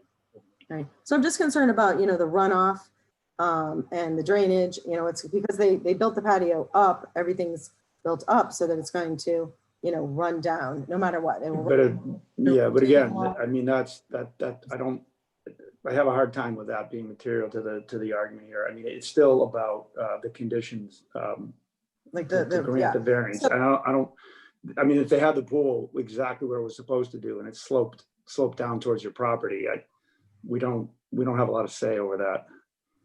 So the other thing is the saleability to do her landscaping, understanding that it's her and her daughter and knowing what a hardship that is. So we did offer to have our landscaper, because the properties obviously are connected, to just have when our landscaper comes, just to do all of her property as well. So that was part of what we tried to do when we were trying to reach an agreement. Okay. Right. You had mentioned. Hi. Go ahead, Dorothy. Tell me this, and just to separate it. So, you know, I'm trying to listen, and I can really sense your stress over this, but there is some framework. Are you entirely, just kind of get to the root of this for me, are you entirely opposed to giving this variance if we could come to conditions? Say we had all the conditions and all the problems and all the runoff, and those things can be solved in writing. Are you just simply opposed to the variance? Or can you give me some sense of that? You just, and I really do. I'm with Mike a bit on this, is I've got a problem with this being put in with all these stumbling mistakes on both sides, even though it sounds honest having so much background. And when you change things, you know, change always seems to create mistakes. But Michelle, can you help me a bit here? Are you willing to give a variance, you know, knowing all these bumbling mistakes that have happened? And I really want to call like Mike did. They're a bit bumbling for me as a professional. So, you know, at first, you know, I offered for them to, hey, during the meeting, they thought I was kidding, but I'm like, you can buy my property if you want to have my property and their property, you know, you can buy it for, you know, this amount. I wasn't joking. And then, you know, so it just feels so close. It feels super close, and it feels like claustrophobic. I was telling David the other day, like, you know, this fence, you know, I go outside my house, you know, it's just claustrophobic. There's the 700 square feet, and then there's a pool. I've seen the fence. Yeah, it's there. But the fence is there, the pool is there. Yeah. No matter what, that has to be moved, right? The patio has to be ripped up because they can't take my land. Can you live with it? You know, with the property devaluation and all the, can you live with? Yeah. So that's yeah, another. I mean, I kind of get to the root of. Yeah, I mean, I want to agree to give a variance. We're just focusing on the pool. I think the fence and the shrubbery and the runoff and can get definitely accommodated for. Right. So one of the things you brought up was one of the things that I had in my notes is the resaleability, and I mentioned this in the letter. You know, having them that close, what is the next person say like in 3 years if I were to move, 4 years or whatever, or maybe I'll never move. But what's the resaleability? How does someone, you know, any of the board perceive having you know, this thing. So I look out my window, my daughter's window, you can just see right into the pool, you know, that's fine. It's, you know, no matter what, we're still gonna see that. There's no butter. I don't think they have butter for, there's any other butters like behind us, the person that's they're gonna build the house. I don't think they're on here, so I don't know how they feel, but you know, it feels claustrophobic, and you know, I really. Michelle, I'm not gonna make up your mind for you, Michelle. Right. What are there conditions that you would want to have in here if we are to approve the variance? I mean, we know we hear what you're saying, but again, I'm going to go back to, if they put it entirely within where they were supposed to, you would still see the pool from your house. That we can't make that argument. Right. They built on your property, and so we're looking for a way to keep the pool where it is and just have conditions that I think the Fiorettis would be willing to meet to, you know, sort of relieve the problem that you're having. I mean, if they were able to put, you know, on their side, move the fence as far as they can, having a minimal, you know, walkway, and maybe put their trees there so that it offers, you know, some noise dampening and improves the resaleability so that you can't see, you know, you can't see the pool, you can't hear them as much, you know, it feels like that they're in their own side of their property. I mean, my house from my end goes 38.5 feet. Their house from their end is only 25.5 feet. Like literally that pool never should have been built there ever. Like, so, but if I could really sort of close in on the vegetation, you because as I said, vegetation screening is fairly common. If they move the pool right to their property line, I think as they've indicated, what exactly would you like to see in terms of vegetation that perhaps the Fiorettis would agree to? So, I mean, I'm not an expert. I do have someone who's a landscape architect that could, you know, evaluate the, you know, the resaleability of the house, because it's really just about, you know, resale, about like Dora said, this actually devalues the property. The fact that the town is on record and we're at this meeting, and a future prospective buyer is going to come in and they're going to say, oh, what did she do? She's, you know, she's allowing a variance, and it's devaluing your property no matter what, because it's, you know, the fact, and you know, that's what I'm concerned about.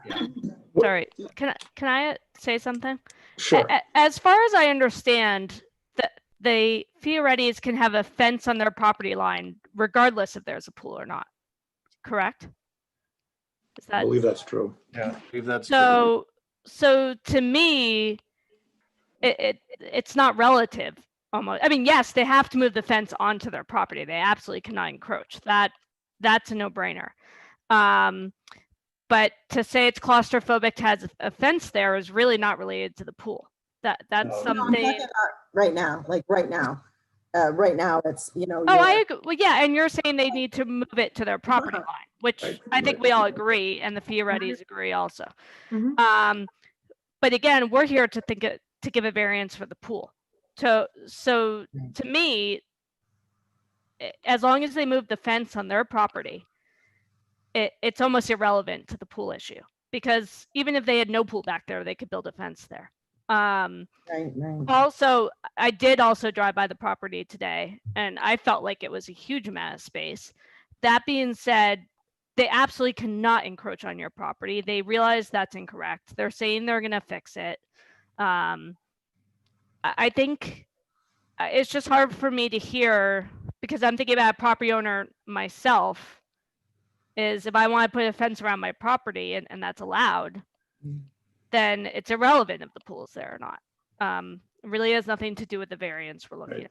I also, sorry, I had one more just question about the timing, because I was just curious. The pool was built in 2017. But you didn't complain, even if you were upset, you just didn't complain until you realized that. Until I was mowing the grass, and then I've been looking on Zillow, you know, at the values, and I'm like, wow, you know, I thought it was off, but I was like, wow, this is really off. And because, you know, you trust local vendors to, and people, you trust your neighbors to follow the survey. I mean, you know, like you don't, and the town was overseeing it. So I didn't think anything of it, and, you know, call me naive, but then it's like, it's just been a horrible mess of stress and, you know. No, I get it. I think I'm just confused because it was built in 2017 and you didn't mow your lawn. Like, was it No. not? So I'm confused. I just want to I was understand the actually getting timing. I was getting someone to mow my lawn for me. Oh, okay. And So then then when you started doing it yourself, you yeah, and then I started, and then when they were just mowing the dirt over and over and over, you know, I was like, I'm just right. myself, and I have a tractor, and I have, you know, 2 able-bodied children to help me. So and then I was like, well, this is, but anyway, that makes more sense. I was just trying to understand. Right. I mean, because it was the end of the season, they only used it for a couple months, and then it went dormant, right? We don't mow the grass. Right. Then the next year, on my complaint form was like 5/21/19. That was the complaint form, but I was like, you know, looking into this and figuring it out for like maybe, you know, April before that. Right. So that's when April, they don't use the pool until that. So it was like, yeah, so there was some time that went by that, you know, I was, you know, it's got me like just extremely amount of stress. So if we can resolve, you know, yeah, and again, there's no accord between the two of you with respect to, we'll buy this lot, just the 600 square feet. We've offered her a land swap. We've offered to take care of all of the redrawings. We've offered her monetary compensation, and then also offered to do her landscaping. So, which we thought that was, again, we've also worked with real estate agents. We've worked with the town. We've really done everything to try and come to a resolution to not be here. And so we really have tried. And then Janie, to answer your question, so we put in the pool in April of 17. Everything was actually laid out in March. So in terms of the spray painting, so where it was going to be, how that was laid out happened in 2017. And then we didn't do the patio until 4 months later. And then we didn't do the landscaping until a year later. So, and then we didn't hear any 2 years later, actually. So when you're looking at that drawing, that landscaping actually wasn't completed until June of 2019. Okay. So, and the patio wasn't put in until, so again, at any point in time, if Michelle had come to us with any concerns, we would have obviously handled it that way, but we didn't hear anything until we received a letter from the town that she was concerned. Yeah, okay. So I really think what we have to decide here, are we going to get to a conclusion where we have conditions that will be acceptable for Michelle and for the Fiorettis? We haven't been successful in getting that so far.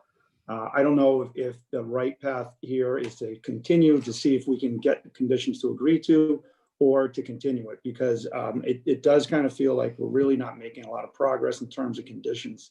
So, Michelle, you mentioned that you would like to talk to a landscaper because, you know, in order to do vegetation, like, I don't think we'd want to put in a general statement like vegetation screening. I mean, they could put in anything and call it that.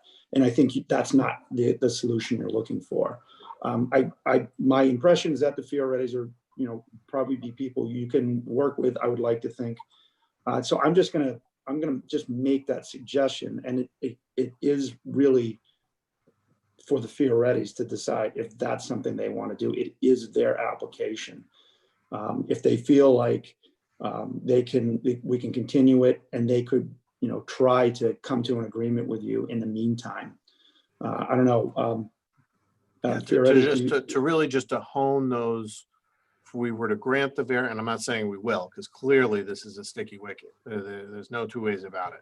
Mm-hmm. But if we were, what would be the conditions that the two parties could live with if the pool were to remain? And I'm not saying it is, but if that existed, what would that look like? I think based on the letter we received from Michelle back on, I think it was June 16th or so, one of the conditions met, she wanted everything removed from her property, which we've already, and we're working with Lori to already get that done and get back into compliance with Lori, right? We're working on all of that. We're starting the plans to do all of that. Everything will be removed from her property, and the property will be returned to the state it was prior to, meaning grade will be back to the grade. The grade will go back to her current grade. There was a slight adjustment. Most of the adjustment actually turns out is on what is our property. There is a slight piece of her property that will need to be regraded, and we've agreed to that. Everything will put back though it was prior to 4/17, prior to April 2017.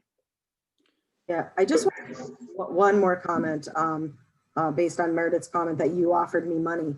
Meredith, you weren't at the meeting with the town, and the only thing that David said is that, oh, you know, I'll mow your grass and I'll offer you $5,000 for a broken lawnmower. So yeah, so I'm sorry, I just, we can't get into a back and forth like that. Yeah, no, I mean, I'm just like, there's. No, I'm sorry. It's, Okay.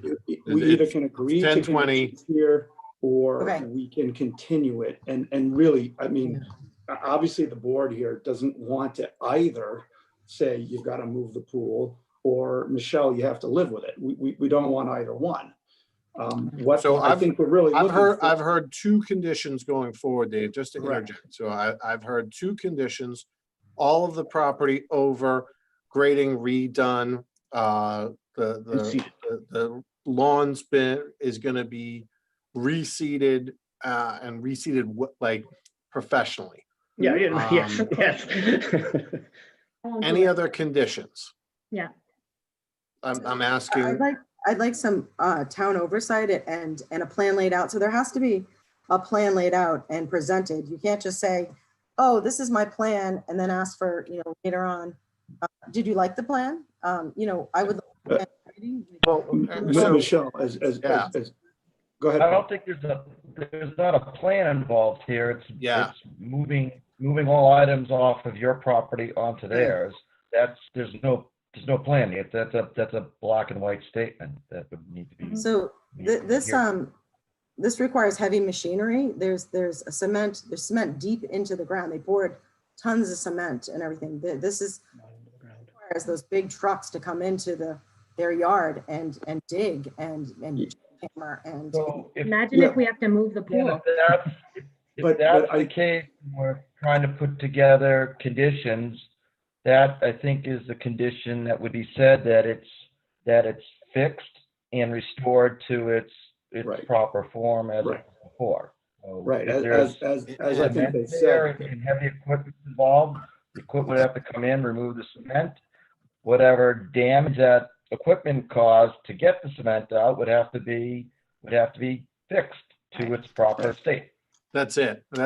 I agree with that, Ms. Myers. And so okay. I just.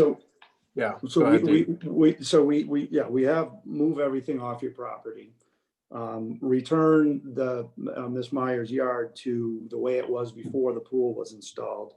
You mentioned vegetation screening, but I don't know that we have a clear sort of definition for what that means, what the condition would be. I don't know if we have the space to do that because right now we're offering to put the fence right on our property, and if she's looking for vegetation, we would have to be planting vegetation on her property. On her property, correct? Right, agreed. Right. Well, see, that's the issue right there, is that there is no space between the pool edge and the fence. That's my whole thing. I mean, yeah. Again, we really can't go back to that. I'm gonna. That's the variance. That's the variance thing. No, it's not. It's not. This is about the encroachment of the 10-foot setback of the pool. That's it. Exactly right. What happens on their property in terms of the relation of the pool to the fence, as long as it's not on your property, is of no concern to anyone but the Fiorettis. So if we can't really be certain about what you want to put for, if we can't agree on conditions, and as Mike very clearly pointed out, move the fence back, move everything off your property that wasn't there before, restore the landscaping to reasonably what it was before the pool was put in. If that's enough, we can agree on the variance. If it's not enough for you, then I think we simply are at a point where we have to continue the hearing to. Yeah, or the Fiorettis can just say, let's have a vote on this and just have it be set and done. Are we moving forward or we're not? Are we doing, So what about, not granting the entire variance, granting, because they requested, the amount of space that they encroached in that, within that 10 feet, but what if it's less than that, so that they're. No, it's if I remember this correctly, the variance they're asking for is relief for the setback from the pool to the property line. That's it. There is That's it. nothing else in the All right, application. So that's it. And as Mike said, I mean, it is up to the Fiorettis to decide if they want to continue it, or if they want to go ahead and press for a vote. It's up to them. It's their decision. Well, I appreciate everyone's support in this, this stressful situation. I would like just, to resolve this and, so both parties will, we're neighbors, we live next to each other, the kids, are out and about, and you want to have friendly relations. That's right. Important. You want to be neighbors, you want to be good neighbors, rely on each other if there was an emergency, that type of thing. That's the type of support that you would expect to be. Okay. If it is brought to a vote, returning, because this is just about the variance to the pool, and if a variance was granted and we had everything returned to what it was, because that's where you were in 2017. Yeah. Because that can be a condition. That would be a condition. Everything has to go back exactly how it was and inspected. Is that something? Is that something you can do tonight? Because it sounds like you can't get a conclusion to your thoughts.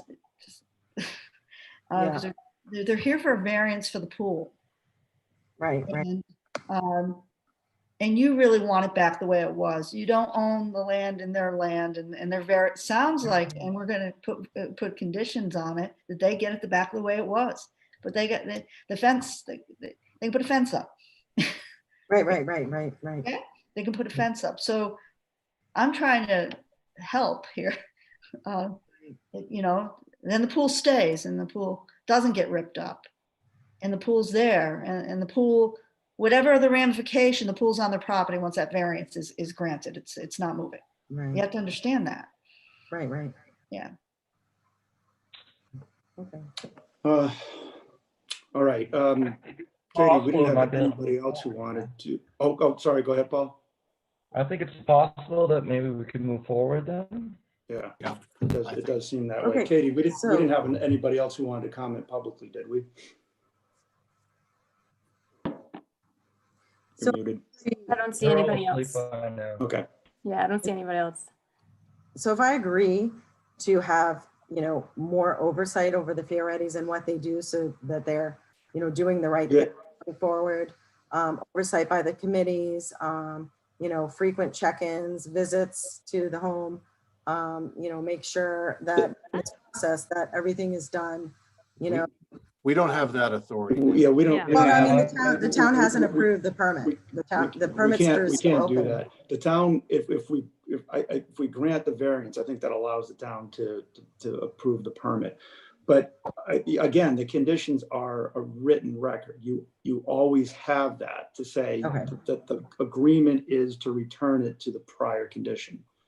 So we're not gonna be there visiting to check it out. That would be more something you'd work with the building commissioner on, because it is, again, we'll state very clearly, to the best of our ability, what the conditions are, and I think we understand them.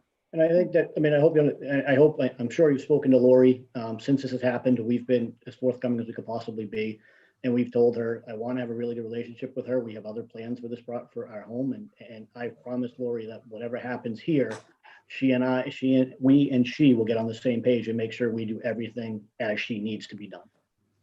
Okay, very good. I'm going to make a motion to close the public hearing. Have a second?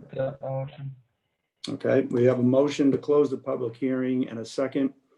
By roll call vote, all in favor, yes. So Debbie? Yes. Mike? Yes. Paul? Yes. And Doris? Yes. Okay, and I vote yes as well. All right, so the public portion of the meeting is closed. We're in deliberative session now. I don't know if there's anything more we want to discuss here, or we want to go straight to a motion to approve with conditions. Well, I think we would, it sounds like we're gonna make a motion here, but I think we should probably discuss the conditions that would be included with the motion prior than to trying to just say a motion and figure it out as we're saying it. So appeared to me that there would be like 3 orders of conditions here. And one would be to remove anything off the abutters property. Second would be to make sure it's restored back to its original state. And I think somehow or another, the third would be to make sure there's no grading that's causing any unnecessary and undue runoff onto the abutters property. That's the 3 I can think of. I don't know if there's something else that someone got out of all this. I just want to bring up I agree with you there, well, but I just want to bring up a different point. I mean, if this was a matter before us, I think none of us would ever have approved the location of this pool encroaching right on the property. I just wonder what kind of precedent we're setting if we agree tonight. So I'd like to know what others think about that also. I mean, is it setting a dangerous precedent, like Mike had said at the beginning, put in whatever you do and then pay later? Should this board be thinking about ramifications, or is that just let them fall where they may? Should we let the 2 parties go off and maybe try to agree and put something in writing and take a little time to talk and maybe come back to us? I mean, I think this is just, in my opinion, this is a really kind of special matter that's before the board. And I can say I am falling, I don't know that I don't know that it's fair to either party to say that the ZBA tonight is going to put conditions on when there's been so much thought and discussion. And I heard a few things tonight. I heard that there maybe want to talk to some landscapers, and maybe I thought I might even heard somebody has some legal opinion. So maybe, that's just another, place to start is, can we think about giving both parties a little bit of breathing space to come up with the ideal list that they both agree on? And that would make it a lot easier for us, I think, to approve, knowing that they both agree and had slept on it. Maybe I missed something in this conversation, but it doesn't appear to me that an agreement is going to be made between the 2 abutters here. So it doesn't seem to me that's going to be possible. And if it was, it would have been worked out. So that's why it's in front of us now, is to say, do we want to grant a variance for what is there so everyone can move forward? And that's the way I'm looking at it. So Debbie, if I can just interject, what occurred is correct and right. No. Does it set a bad precedent? Well, a lot of things we either approve or disapprove, can set a bad precedent. I mean, we just approved, rather, somewhat unanimously to, for some minor encroachments, but then, agreed against an encroachment that seemed, more egregious to us. So in this, I mean, I think everything stands on its own, and this is truly unique. So I don't think this is gonna stop a wave of development in Southborough, where people are just building on the neighbor's yard and then asking for a variance, in retrospect. That's my opinion. I'm certainly not making light of the situation or how the situation occurred, but I do think a remedy is to grant the variance that's being requested of us with conditions that would hopefully satisfy the abutter. Yeah, I'm just going to jump in quickly, Debbie. There's no legal precedent for our decisions. So we don't have to, we gave this one tonight, so we have to give someone else. No, every single application is different. So we don't have a legal obligation. And I think we always have to just remember our job is to do thoughtful consideration, to understand the bylaws, and then apply those to the best of our ability. And I remember, I think David and Paul might remember, there was that barn that they had built. It was really garage, but they were going to build like a tunnel. I didn't believe that for a second. And, you know, I didn't buy that for a second. On this one, I'm more inclined to give the variance with those 3 conditions. And, you know, I'll deal with the next, I'll deal with the next one when it comes. Go ahead, Jamie. I totally agree with Paul and Michael, and this is my first meeting, and I can already tell that every property is unique and has unique set of circumstances. And I feel like they came here tonight very divided, and maybe we were able to mediate this for them and come to an agreement. And I feel like that's a good thing. And maybe sending them back when they worked on this for a year is not the best plan. So I would be for the variance. And it also sounds like I said, this is my first meeting. I don't even get a vote tonight. But it does sound like this type of situation does not come up often at all from what I'm hearing from current board members. No, I've never had a pool on somebody So I'm else's not property. as concerned from the, I completely understand what Debbie's saying about the precedent standpoint, but it seems like it might not be something that we're seeing all the time. And with looking at each property so uniquely with the set of circumstances, I wouldn't let that heavily weigh my decision. Although I do appreciate you bringing it up because I do Okay. understand. Doris, was there something you wanted to add here? Or? I don't think if we brought that back to the neighbors to resolve it because of the tensions and the stress, we would get a very concise set of conditions and we may go backwards. With that said, on the variance, the other option, if no one's agreeing, is to rip up the pool. And McCarthy Pools was clear they'd do anything they needed to do because they did take onus and responsibility, although I still find it rather bumbling that all these mistakes took place. It just seems reasonable. I want to go back to what Deborah was saying. Deborah, I have those reservations. And I'm not always saying every case is unique because I do think there could be a possibility, just like bumbling mistakes. Someone will come back and say, do you remember the time you did it this way? Yes. Yeah. So, I don't take a lot of stake in that sometimes because it's like things are a little bit different from time to time, but I'd have to reflect back to say, why did I do it that way? Yeah, and I appreciate everybody's opinion, to be honest. And I just want to mention, we can all remember the barn example. Maybe it was before a couple of you guys are on the committee, but it was egregious. And we felt that it was bumbling, or whatever word we want to use.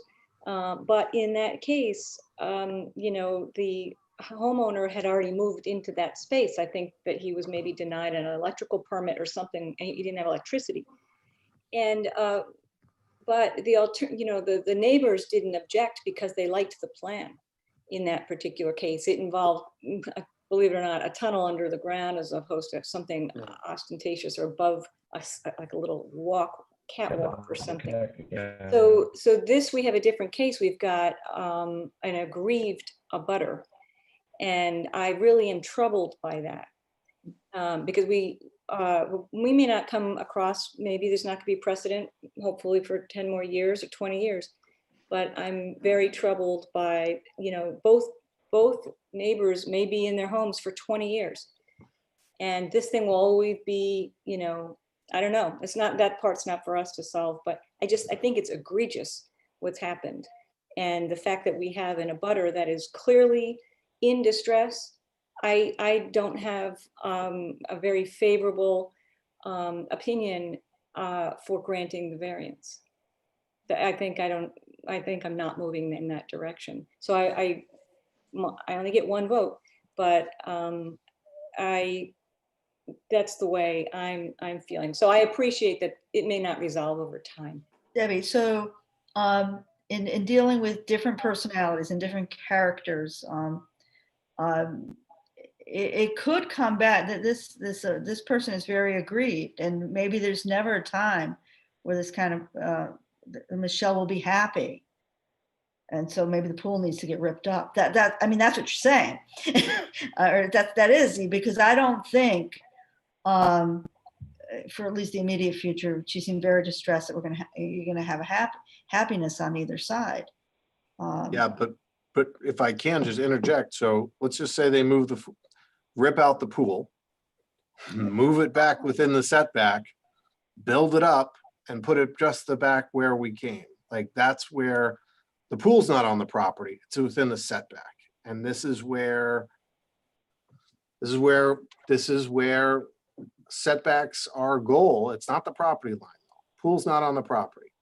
It's the setback. And so the petitioners, if we vote against them, we need at least a 4-to-1 vote if we wanted to vote for it, to say, listen, and then they tear out the pool. So there's going to be all this excavation, all this digging, all the noise, all the everything. This is going to take however many, like at least a year for the time that they have to move the pool, re-pour everything. And then they put the pool back 10 feet back within the setback. What did we get? And the fence is still there, because the fence can still be at the exactly property it. What did we get? Yeah. We got 10 feet, but yep, we pounded our table. Yep, it's in compliance. You know, I had one other pool case like this, and the entire pool was on the abutter's property. It was a huge piece of land. Like, that was completely intentional. I don't know. We're 10 feet off here. I don't know why the parties couldn't have reached an agreement on 600 square feet, but that's not my business. My thing is this is where I am, and I've got to get going. So, you know, I want to make sure I'm not shutting anyone down, but at the same time, I'd like to make a motion to approve the variance with the 3 conditions that Paul had set forth. I don't know if there's a second for that or not, but I want to just kind of put that out there, if that's okay, David. I'll second that motion. Okay, so let me just be clear, Mike, you're making a motion to approve the variance. Are you making that with conditions? The 3 conditions that Paul had laid forth, that 100%. Okay, so remove all material from the butter's property, restore to the previous condition, and address any drainage or runoff issues. Correct. Okay. Okay, so we have a motion, we have a second. We need to go to a roll call vote here.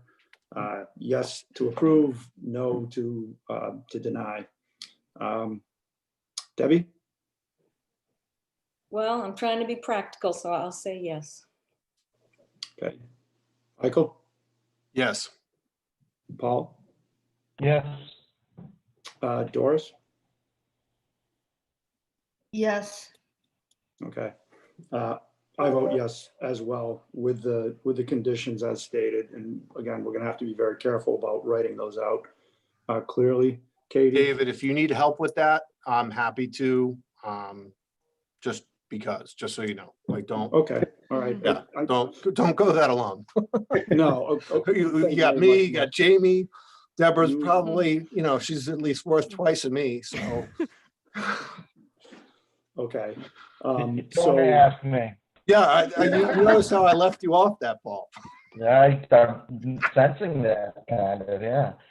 Okay, so we are approving the application for variance for relief setback of the pool with the 3 conditions to remove all material from the abutter's property, Ms. Myers, to restore the abutter's landscaping to the previous condition before the pool is installed, and to address any runoff issues as a result of the landscaping in that area.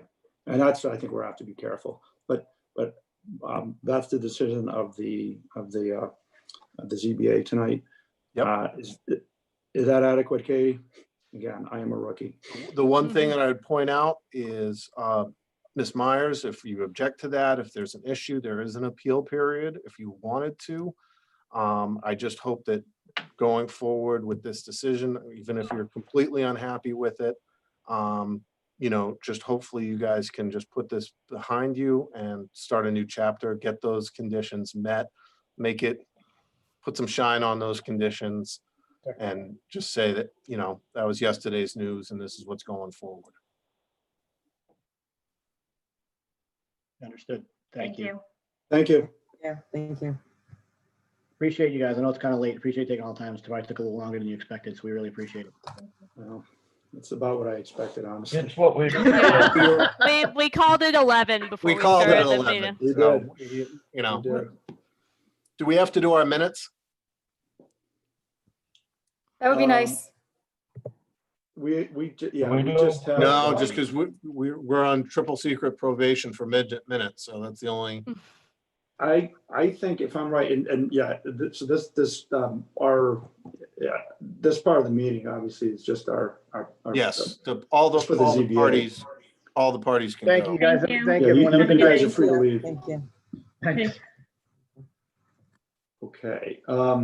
Yeah, you know, if we can, I'm going to suggest that we at least take a look quickly at the minutes and vote to approve them, and then just talk about the next meeting. And I know we had talked about Mike giving us an update. I think maybe we should. We probably might have to vote on. No, I don't know. We don't have to vote on it, do we? But I don't know that we need to. I don't know that we need to have that happen tonight. Like the master plan update from Mike. I think we can postpone that. Yeah. David, I think as chair, you can say you want to table it. Okay, Thank you. Let's table it. Okay. Because I have nothing for you. I'm sorry. This is the busiest. Well, thank you the for being so busiest point of my forthcoming. year, my career. I'm working here past 1 a.m. almost every night. So. Okay. All right, and thanks for the help where I was. I guess the word I'll use, bumbling, where I didn't do. No, you did a great job. Helping out. Are you kidding me? I'll get better. So the only minutes, Katie, am I correct here? The only minutes we have in question here are Wednesday, July 22nd, where, and I don't know if anybody had an opportunity to take a look at them. We basically did the reorganization of the board where there was a tug of war between Mike and I to not be the chairman. You were the biggest loser. I was the biggest loser. Yeah. Absolutely. We approved minutes from February 12th, which is, you know, I don't think there's much there. Revised meeting schedule for 2020, which I think Katie basically talked about the things we had on the agenda. And nothing really of a lot of substance there, I don't think so. Did anybody have any objections to the minutes for July 22nd, 2020 as written and provided by Katie? Nope. I have no objection. Okay. I think we need a motion to approve. I'll make a motion to approve the minutes as written and presented. Second. Second, there we go. Okay, by roll call, all in favor of approving the minutes. Yes, is approved. Debbie? Yes. Mike? Yes. Doris? Yes. Paul? Yep. And yes for me as well. Okay, so that approves the minutes. I think I suggest that we table the update from Mike from the master planning, and that we discuss at our next meeting. Didn't do anything, so that's good enough. Yeah. All right. There's nothing else on the agenda, so this comes to Paul's specialty. My specialty? Your specialty. Make a motion to adjourn. Seconded. Second, okay. We have a motion to adjourn. All in favor, reply with yes. Debbie? Yes, adjourn. Mike? Yes. Paul? Please. I'll take that as a yes. Doris? Yes. Yes, it's late. Yeah, yes. And yes for me as well. Thank you very much for your, Good to see you that closes guys. the meeting. All right, goodbye. Thanks very much, Thank you everybody. all.